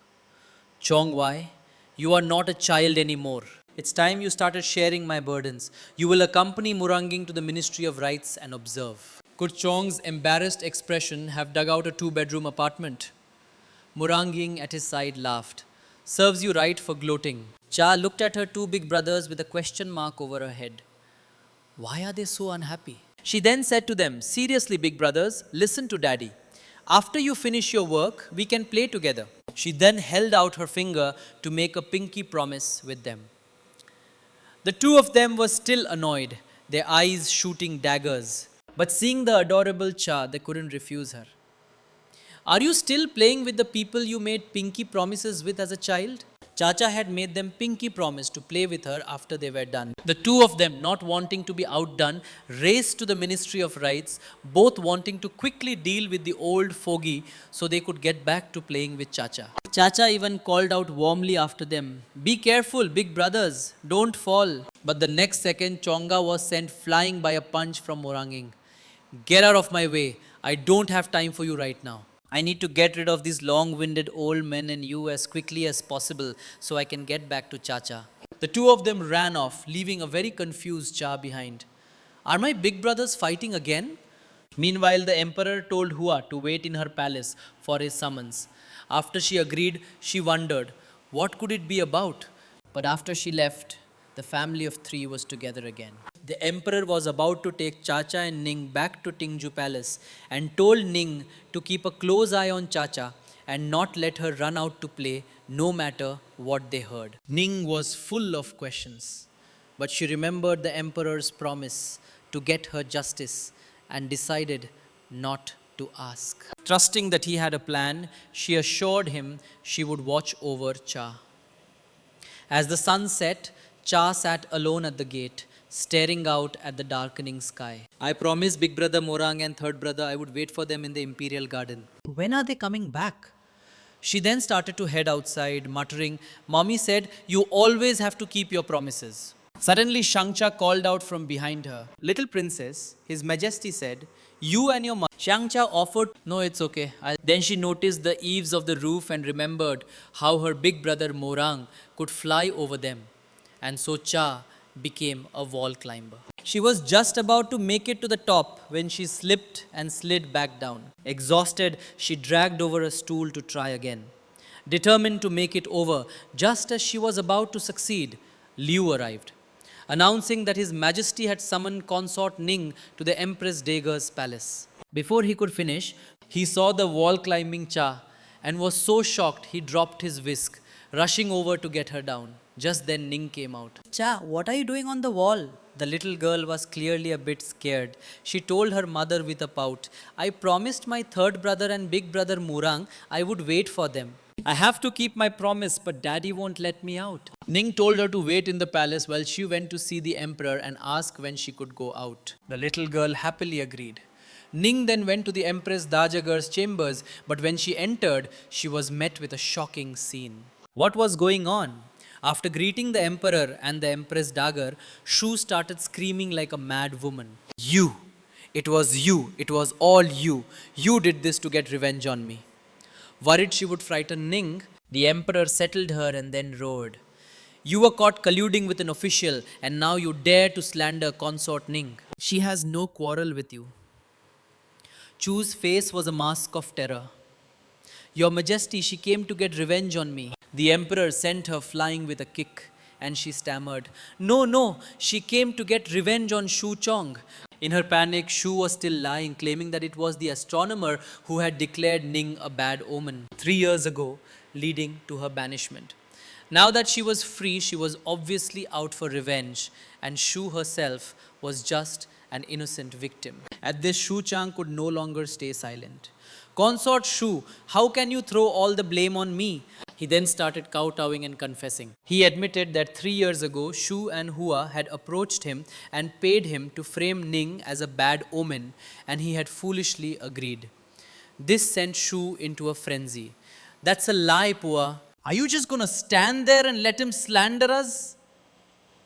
She was thinking, if you don't help me, neither of us is getting out of this. Well, go down together. But Hua, instead of helping her, confessed the truth. It was you and I who instructed Shu Chong to frame our sister Ning, causing her and Chacha to be banished to the cold palace. Hearing this, Shu was horrified into silence as Hua lost her mind. Just then, the emperor kicked her again. Do you still refuse to confess? He then said sternly. Even without Hua's testimony today, I have other evidence to convict you. Why do you think I summoned you to the Empress Dajar's palace? Xiao Yao then revealed the rest of the story. He had already obtained Shu Chong's confession, and the evidence of Shu's bribery had long been in the emperor's hands. You might as well give up. Also, didn't you run into Shu Chong before you came here? He wanted some money from you, and you two started arguing. And as luck would have it, His Majesty appeared at that exact moment. Are you wondering why only you were tied up? Because I was disguised as Shu Chong, so none of you are getting away. The emperor then stood and said to the Empress Dajegar, Mother, Shu has colluded with an official and framed consort Ning. I have decided to have both her and Shu Chang executed to restore order to the haram. The Empress Dajegar agreed. It should be so. But what about Hua? What do you plan to do with her? Seeing Hua's worried expression, the emperor considered. Hua confessed first and helped expose the crime. She also genuinely cares for Cha, and Chongya is still young and needs his mother. Therefore, I will spare her the death penalty, but I will strip her of her title and demote her to a commoner. With everything settled, the emperor turned to the teary-eyed Ning. I have finally fulfilled my promise to you. Let's go see our daughter. Shh. I was worried you had forgotten about Cha, even Xiao Yaoig. I never knew my royal brother could be so cheesy. Just then, Chacha suddenly ran into Ning's arms. Shang Chao, following behind her, explained that the little princess had been worried when her mother didn't return, so she had come looking for her. The emperor poked her little nose with a fond smile. It's all right, Cha. Today, Daddy finally punished the bad guys who bullied you and your mommy. The considerate little girl said, Thank you, Daddy, and gave him a kiss. Seeing this, Xiao Yao leaned in and pointed to his own cheek. Cha, your uncle helped a lot too. How about a kiss for your uncle? But the emperor shooed him away. The Empress Dajegar was delighted by the scene and called out, My sweet granddaughter, come to your imperial grandmother. She held Cha and asked the emperor, The Golden Melon Festival is about to begin. The princes of all nations will be competing. Who will represent our Yani nation? We can't lose face. The emperor was suddenly worried. He recalled the prince's previous pathetic performance and cringed. Chongjing was still confined, which left only Chongwai. The thought did not fill him with confidence, but he had no choice but to entrust the task to Chongjing and Chongya. In his study, the emperor said, You two, as members of the royal family, will assist the Ministry of Rites with all arrangements. Chongjing, I have specially released you from confinement for this festival. As the eldest son in the heir, you must set an example for Chongya. Hearing this, Chongjing thought, I have just been released. I must obey father now. He respectfully replied that he would not disappoint him and would follow all his instructions. The emperor could tell Chongjing was not being sincere and was slightly annoyed, but he still instructed them both to prepare for the tournament the next day and not to bring shame to their nation. After the princess left, the emperor thought to himself, Chongjing still doesn't understand. It's not about doing what I tell him to do. I want him to know what he should do. Oh well, I'll deal with it after the festival. Soon it was time for the competition. It was Chongjing and Chongi's turn to fight. Chacha was in the emperor's arms, playing with a pomegranate. On the stage, Muranging sent his opponent flying with a single kick. He then turned to Cha to show off. Look, big brother Murang won. He waited for her praise, thinking, I'll win Cha over and take her back to Beja as soon as possible. But to his dismay, Princess Chacha was completely engrossed in her pomegranate and didn't even look at him. Muranging felt like he'd been struck by lightning. He never thought he'd lose to a piece of fruit. As he stood there dazed, Chongi asked, Are you going to fight or not? This snapped him back to reality. Yes, I'm still fighting, he said. Who's next? The crowd below was silent for a moment before Chong stepped forward. I'll go next. Chongjing, however, had his own plan. Muranging is highly skilled. I'm evenly matched with him. If I let him fight a few more rounds and wear him out, my chances of winning will be higher. Murang was indeed starting to feel tired. He wiped the sweat from his brow, took a deep breath, and began to fight Chong. But Chong was defeated in a single blow. This made the emperor and the empress Dajegar in the stands very worried. At the same time, Chacha finally managed to break open her pomegranate. The little girl hadn't been paying attention to the match at all and was overjoyed to finally be able to eat her fruit. Hearing Chongya cry out in pain, Chacha looked up. Third brother fell. She immediately dropped her pomegranate and toddled over to him, completely ignoring Moranging, who was calling her name, and anxiously asked if he was okay. Chong said he was used to falling. He was just embarrassed. She was relieved to see he was fine. Just then, Chongjing stepped onto the stage to challenge Murangying. Annoyed that Chongjing was blocking his view of Cha, Murangying attacked. Chongjing dodged, sneering to himself. Chongwa is such a loser. Even a war of attrition could have worn Mongi out. But he was defeated so quickly. Chongjing glanced at the emperor's seat. If I lose, father will be furious. Not only will I be punished, but my position as crown prince will be at risk. Muranging raised his fist. How dare you get distracted while fighting me? Take this. He sent Chongjing flying off the stage, rolling several feet away. At his side, Chacha rushed over to help. Big brother, are you okay? Cha will help you up. Chongjing got up saying, I'm fine. He felt a little guilty.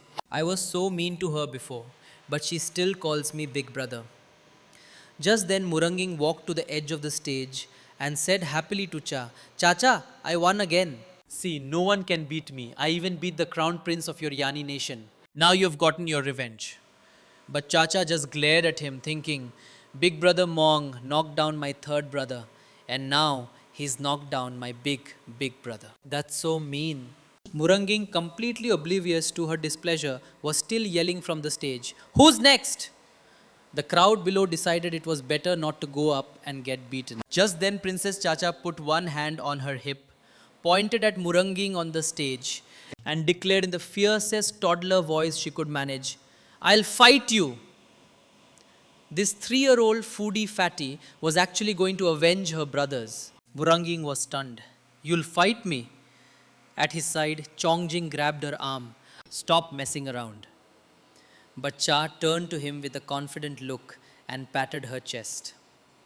Big brother, I'm here to get revenge for you. She then marched forward with a determined stride. The princess has arrived. At the same time, Consort Ning in the stands couldn't sit still and was about to go get her, but the emperor gently stopped her. My daughter has courage. How is she being disobedient? Let her go. The tiny little girl was barely taller than the stage itself. She stopped and thought, wow, the stage is so high. How am I supposed to get up there? Just then, Murang Ying held out a hand. I'll help you up. The little girl reached for his hand. Okay, but then she quickly pulled it back. No, you're my opponent. I can't let you help me. Muranging looked at the adorable Cha below him and couldn't help but smile. The little girl has principles, then how are you going to get up here to fight me? Chacha pointed at the stage. I've climbed the walls of Tingu Palace, I'm not afraid of this. She then summoned all her strength and managed to get her hands on the edge. Thankfully, Chongvi rushed over to give her a boost. Otherwise, it would have been quite an embarrassing scene. Seeing Cha had made it, Muranging hurried over to greet her. The little girl, who had used all her energy to get up, plopped down on the stage, panting and waving her hand. Wait a minute, I'm a little tired. This little dumpling was just too cute. Burangi then sat down beside her and stroked her head. All right, Cha, क्या हम compete करें? The little girl cooped her chin in her hands and thought hard. Muranging suggested, since you're tired, why don't we have a meditation contest?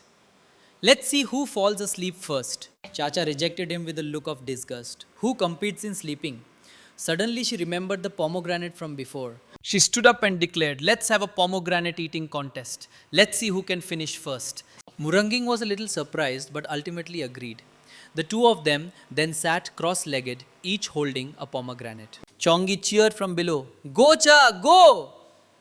Chacha held her pomegranate with confidence. When the drum sounded to start the contest, she started picking at it with all her might. Thinking, I have to win, she managed to break it open and then started eating furiously. Murungi watched her, thinking to himself, I never would have guessed that someone so small could be so competitive. So will Cha be able to win the competition? Her fierce competitive spirit made the emperor overjoyed. Cha is so young, yet she already knows how to play to her strengths. She's so much better than her brothers. Ning at his side also smiled with pride. Muranging watched her thinking, the little girl wants to win one for Yani so badly, I have to help her. Losing to my future wife isn't embarrassing.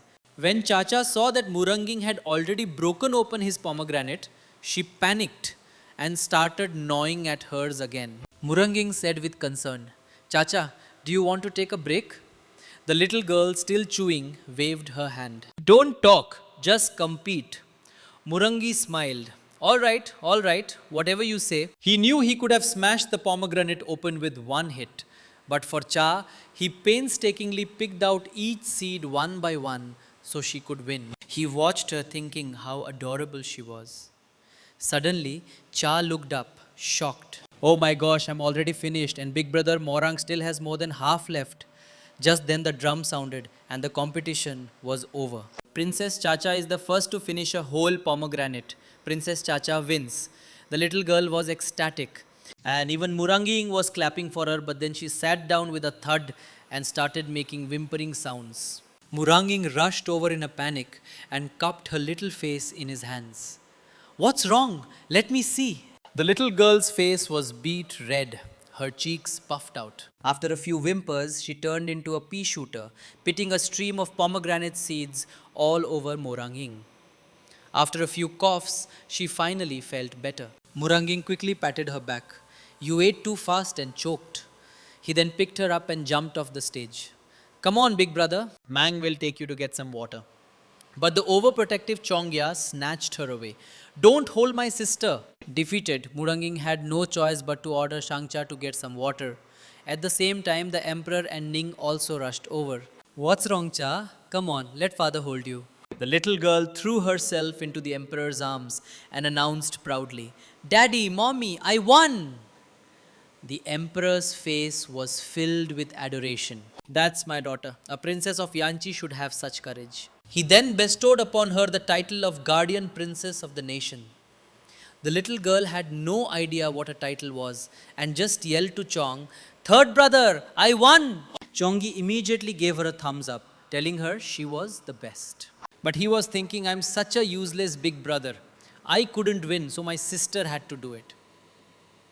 He then looked at Muranging. If I could be as strong as him, I could protect my sister. This made Muranging uncomfortable. Why are you staring at me like that?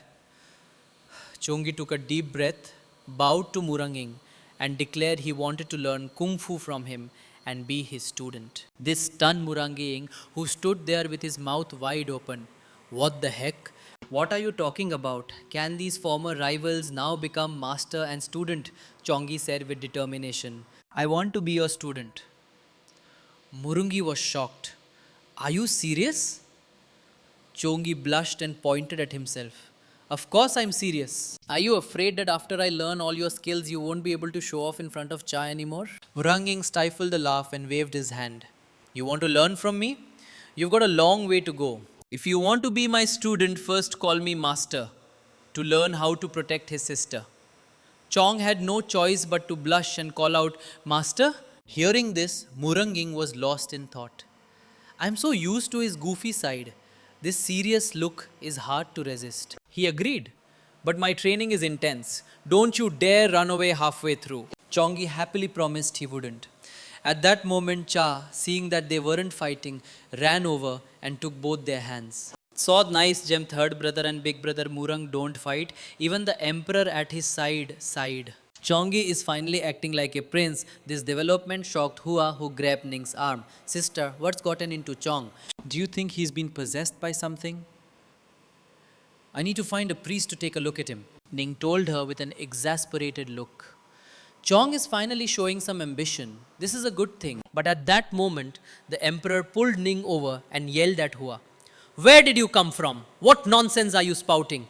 My son is destined for greatness. He then pulled Chong to his side and praised him.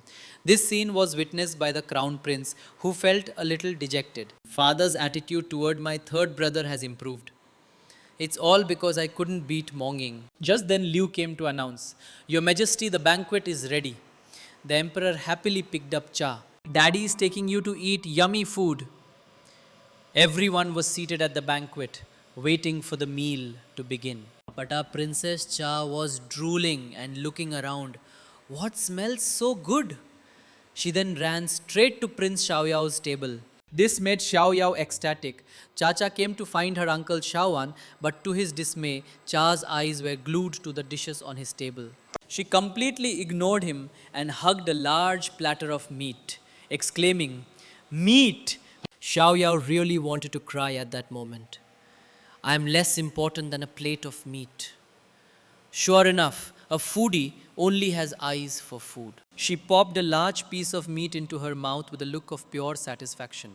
The emperor saw this and immediately ordered Liu to note down what dish it was and to have the imperial kitchen develop some new dishes for the little princess to try. He then picked up a piece of meat. Chacha, come to Daddy. Daddy has already ordered some new dishes to be developed. We'll eat them on the pleasure boat during the grand celebration in a few days. The little girl asked sweetly in his arms, Daddy, what's a pleasure boat? Is it big? The emperor poked her little face with a fond look. Of course it's big. Daddy will take you on a cruise on the big boat. Okay. Cha was filled with excitement at the thought of being on a big boat. A few days later, a massive dragon boat slowly sailed down the moat with crowds of people lining the banks to welcome them. On the boat, the emperor held Chacha with one arm and had the other around Ning. It was a truly happy and heartwarming scene. Look, Cha, this is Daddy's empire, and one day it will be Chacha's too. This statement made those around them wonder, what is His Majesty going to pass the throne to the little princess? There's never been a female ruler in history. The emperor then looked tenderly at Ning. One, you and Cha are the most important part of my empire. With a prosperous nation before me and my wife and daughter in my arms, I have everything I need. This made Ning blush. Is His Majesty going to make her his empress? You've never seen the tyrant emperor so happy. During the Golden Melon Festival, the entire nation celebrated and the emperor was blissfully holding Princess Chacha with one arm and consort Ning with the other. Chacha was thrilled by the fireworks in the sky, exclaiming, So pretty! But when the fireworks faded, the little girl was a little sad. But next second, again attracted by other things, excitedly running over to touch it. Just then, Xiao Yao came over with a rattle. Cha, come to your uncle. I brought your favorite rattle. At the same time, Hua arrived with a large platter of snacks. Cha, I have snacks here. Come and eat. Before Cha could move, Muranging appeared, ready to make his move first. He took her hand and offered to take her ashore to light her favorite fireworks. Chacha was surrounded by them all and was getting a little dizzy. The emperor, seeing this, was overcome with jealousy and yelled at the three of them, "Don't crowd my daughter so much. Let Cha go wherever she wants to go." Chacha, however, was playing with her rattle. When she noticed her reflection in the water, she pointed at herself and said with curiosity, "There's one Cha here and another Cha there." Seeing her standing alone by the edge of the boat, everyone yelled, "Cha, be careful!" The emperor snatched her up, telling her worriedly, "It's dangerous here. You can't stand here." The scene was praised by the common people who called the little princess a lucky charm. The emperor and Chacha waved to the crowds on the shore.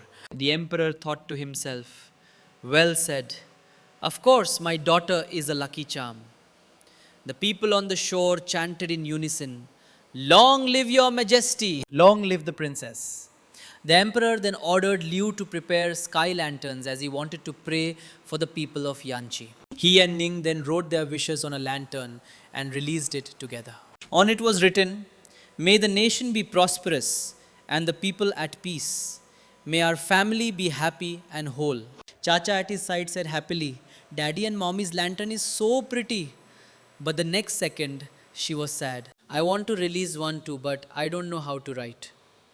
Muranging came over with a lantern and asked, "What's your wish, Chacha?" "I'll write it for you." Chongi then brought another one. "Look, Cha, you can write on mine too. It's too crowded here. Let's go to the stern to release them." The little girl happily agreed, and the three of them went to the back of the boat. Cha then touched her head, saying she had so many wishes, she didn't know which one to write. Tong and Murangyang said in unison, "Write the most important one." And so Cha released her lantern, murmuring, "I wish for there to always be endless meat to eat." Suddenly she saw the distant lanterns and thought, "Why do those look more and more like the peanuts Daddy wrapped for me?" Sure enough, a foodie only has eyes for food. Murungying thought she wanted to eat peanuts and was about to go get her some. Chong, not to be outdone, also rushed off. The two of them disappeared from Chacha's sight in an instant. Chacha was left waiting for her brothers alone. Suddenly she heard a noise behind her and happily thought they were back. But the next second, a large hand pushed her from behind and the little girl fell into the moat. Will Cha be rescued safely? As she was pushed, Cha's thoughts were of her daddy and mommy. She held her breath with all her might and started to paddle, thinking, "I have never lost when catching fish in the imperial garden. I'm not afraid." Just then, she saw a large koi swim past her. At the same time, the people on the boat realized the little princess had fallen into the water. The emperor and Ning were horrified. "What are you all standing there for? Save the little princess." In a panic, the emperor yelled at the water, "Chacha, hold on! Daddy's coming to save you." Before he could jump in, Liu grabbed him. "Your Majesty, you can't go in." The emperor roared back, "Get out of my way."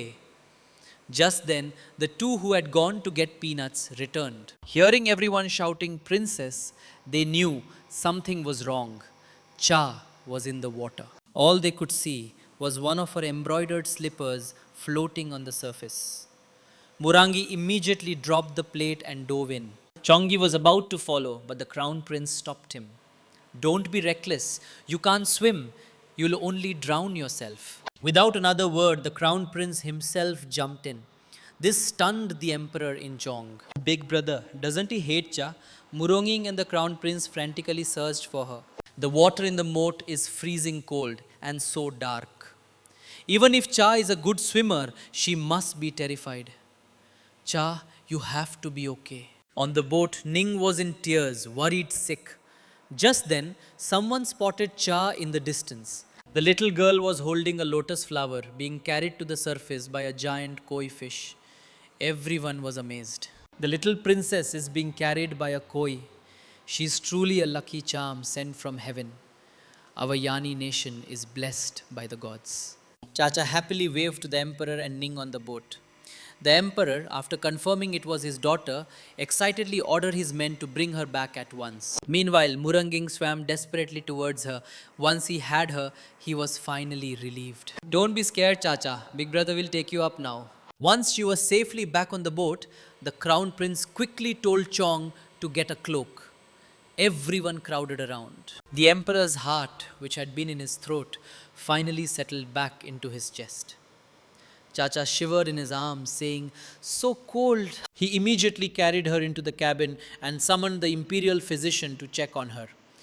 The emperor anxiously asked for the diagnosis. The physician explained that the princess had only caught a chill and would be fine after drinking the ginger soup he had prepared. Liu quickly brought the soup to feed her, but the emperor took it, wanting to do it himself. At that moment, he was like a super dad. "Good girl, Cha, take a sip. Just one sip and you won't get a cold." Cha suddenly smelled something strange and quickly covered her mouth, refusing. Defeated, the emperor had no choice but to coax her. "Come on, take a sip. Just one sip for daddy." Okay. Seeing she still wouldn't drink it, Ning came over. "Your Majesty, let me try." She took the soup and stroked Cha's head. "Chacha has caught a cold. If you don't drink this tonight, it will be worse tomorrow." She then whispered to her that if it got worse, she would have to drink medicine that was even more bitter than the ginger soup. And then she wouldn't even be able to eat meat. At this, Chacha looked at her mother seriously. "Huh? I can't even eat meat." Ning held the ginger soup and told Cha that she could only eat meat if she drank it. The little girl, for the sake of her favorite food, was about to take just one sip. But the next second, she smelled the awful smell and resolutely pushed the bowl away. "Daddy, mommy, Cha doesn't want to drink medicine." Defeated, the emperor had no choice but to try to persuade her. "If I could drink it for you, I would, but I can't." "Be a good girl, Chacha. Pinch your nose and drink it all down in one go." He was about to pinch her nose, but the little girl dodged back, yelling, "No!" Ning was sweating nervously. "Your Majesty, maybe we could have the imperial kitchen make some sweet fermented rice soup." The emperor thought this was a good idea and immediately told Liu to have the kitchen send some over. At that moment, Cha pushed the emperor's hand away and said, "I want 2 bowls." The emperor stroked her little head with a fond smile. "Yes, yes, 2 bowls." While they waited for the sweet soup, Ning tried to get her to drink the ginger soup again, but she couldn't fool the little girl, who refused once more. Thankfully, Liu arrived with the sweet soup. Cha snuggled in the emperor's arms. "I want daddy to feed me." So the emperor sat her down and held the sweet soup. "Cha, daddy will feed you 1 spoonful of sweet soup and then you drink 1 spoonful of ginger soup." "Okay." Chacha sat there pouting, clearly not willing. The emperor then racked his brain and came up with a good idea. He would have a contest with her. 1 spoonful for Cha, 1 spoonful for daddy, and they would see who could finish their 2 bowls first. The little girl immediately agreed. And so the emperor pretended to drink his soup, coaxing Cha along. Gulp, gulp. He took a big mouthful. To win the contest, he even started drinking the ginger soup with a spoon. And just like that, with his trickery, all 3 bowls were soon empty. Ning announced happily, "Our Cha wins." The little girl jumped for joy. The emperor and Ning exchanged a look, thinking, finally she drank it. Just then, Cha felt a tickle in her nose and let out a big sneeze. "See, the ginger soup can drive away the cold, and it's already chased out the little boogers," Ning said, wiping her mouth with concern. The emperor then gently asked Cha, "Tell daddy, how did you fall in?" The little girl patted her back and said, "Someone patted my back, and then Chacha fell in." Hearing this, the emperor's face darkened with rage. "Someone dared to push my daughter in. I will not let them get away with it." He then ordered Liu to immediately question everyone on the boat, find the person who pushed Cha, and throw them overboard. Murang Ying and Chonga were shocked to hear this. Someone pushed Cha.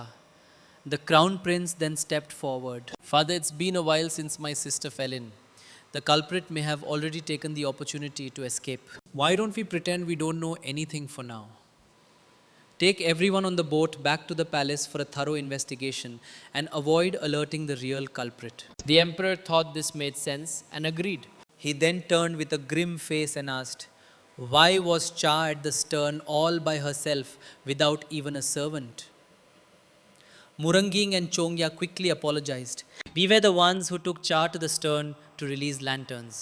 She wanted peanuts and we both went to get them, leaving her alone. We failed to look after our little sister." Before they could finish, the crown prince dropped to his knees. "The main fault lies with me. I failed to watch over my little sister. As her older brother, I cannot escape responsibility. I beg father to revoke my title as crown prince." The emperor asked him seriously, "Have you thought this through?" "You won't regret it," the crown prince said with determination. "I will not regret it." The emperor felt a flicker of pride.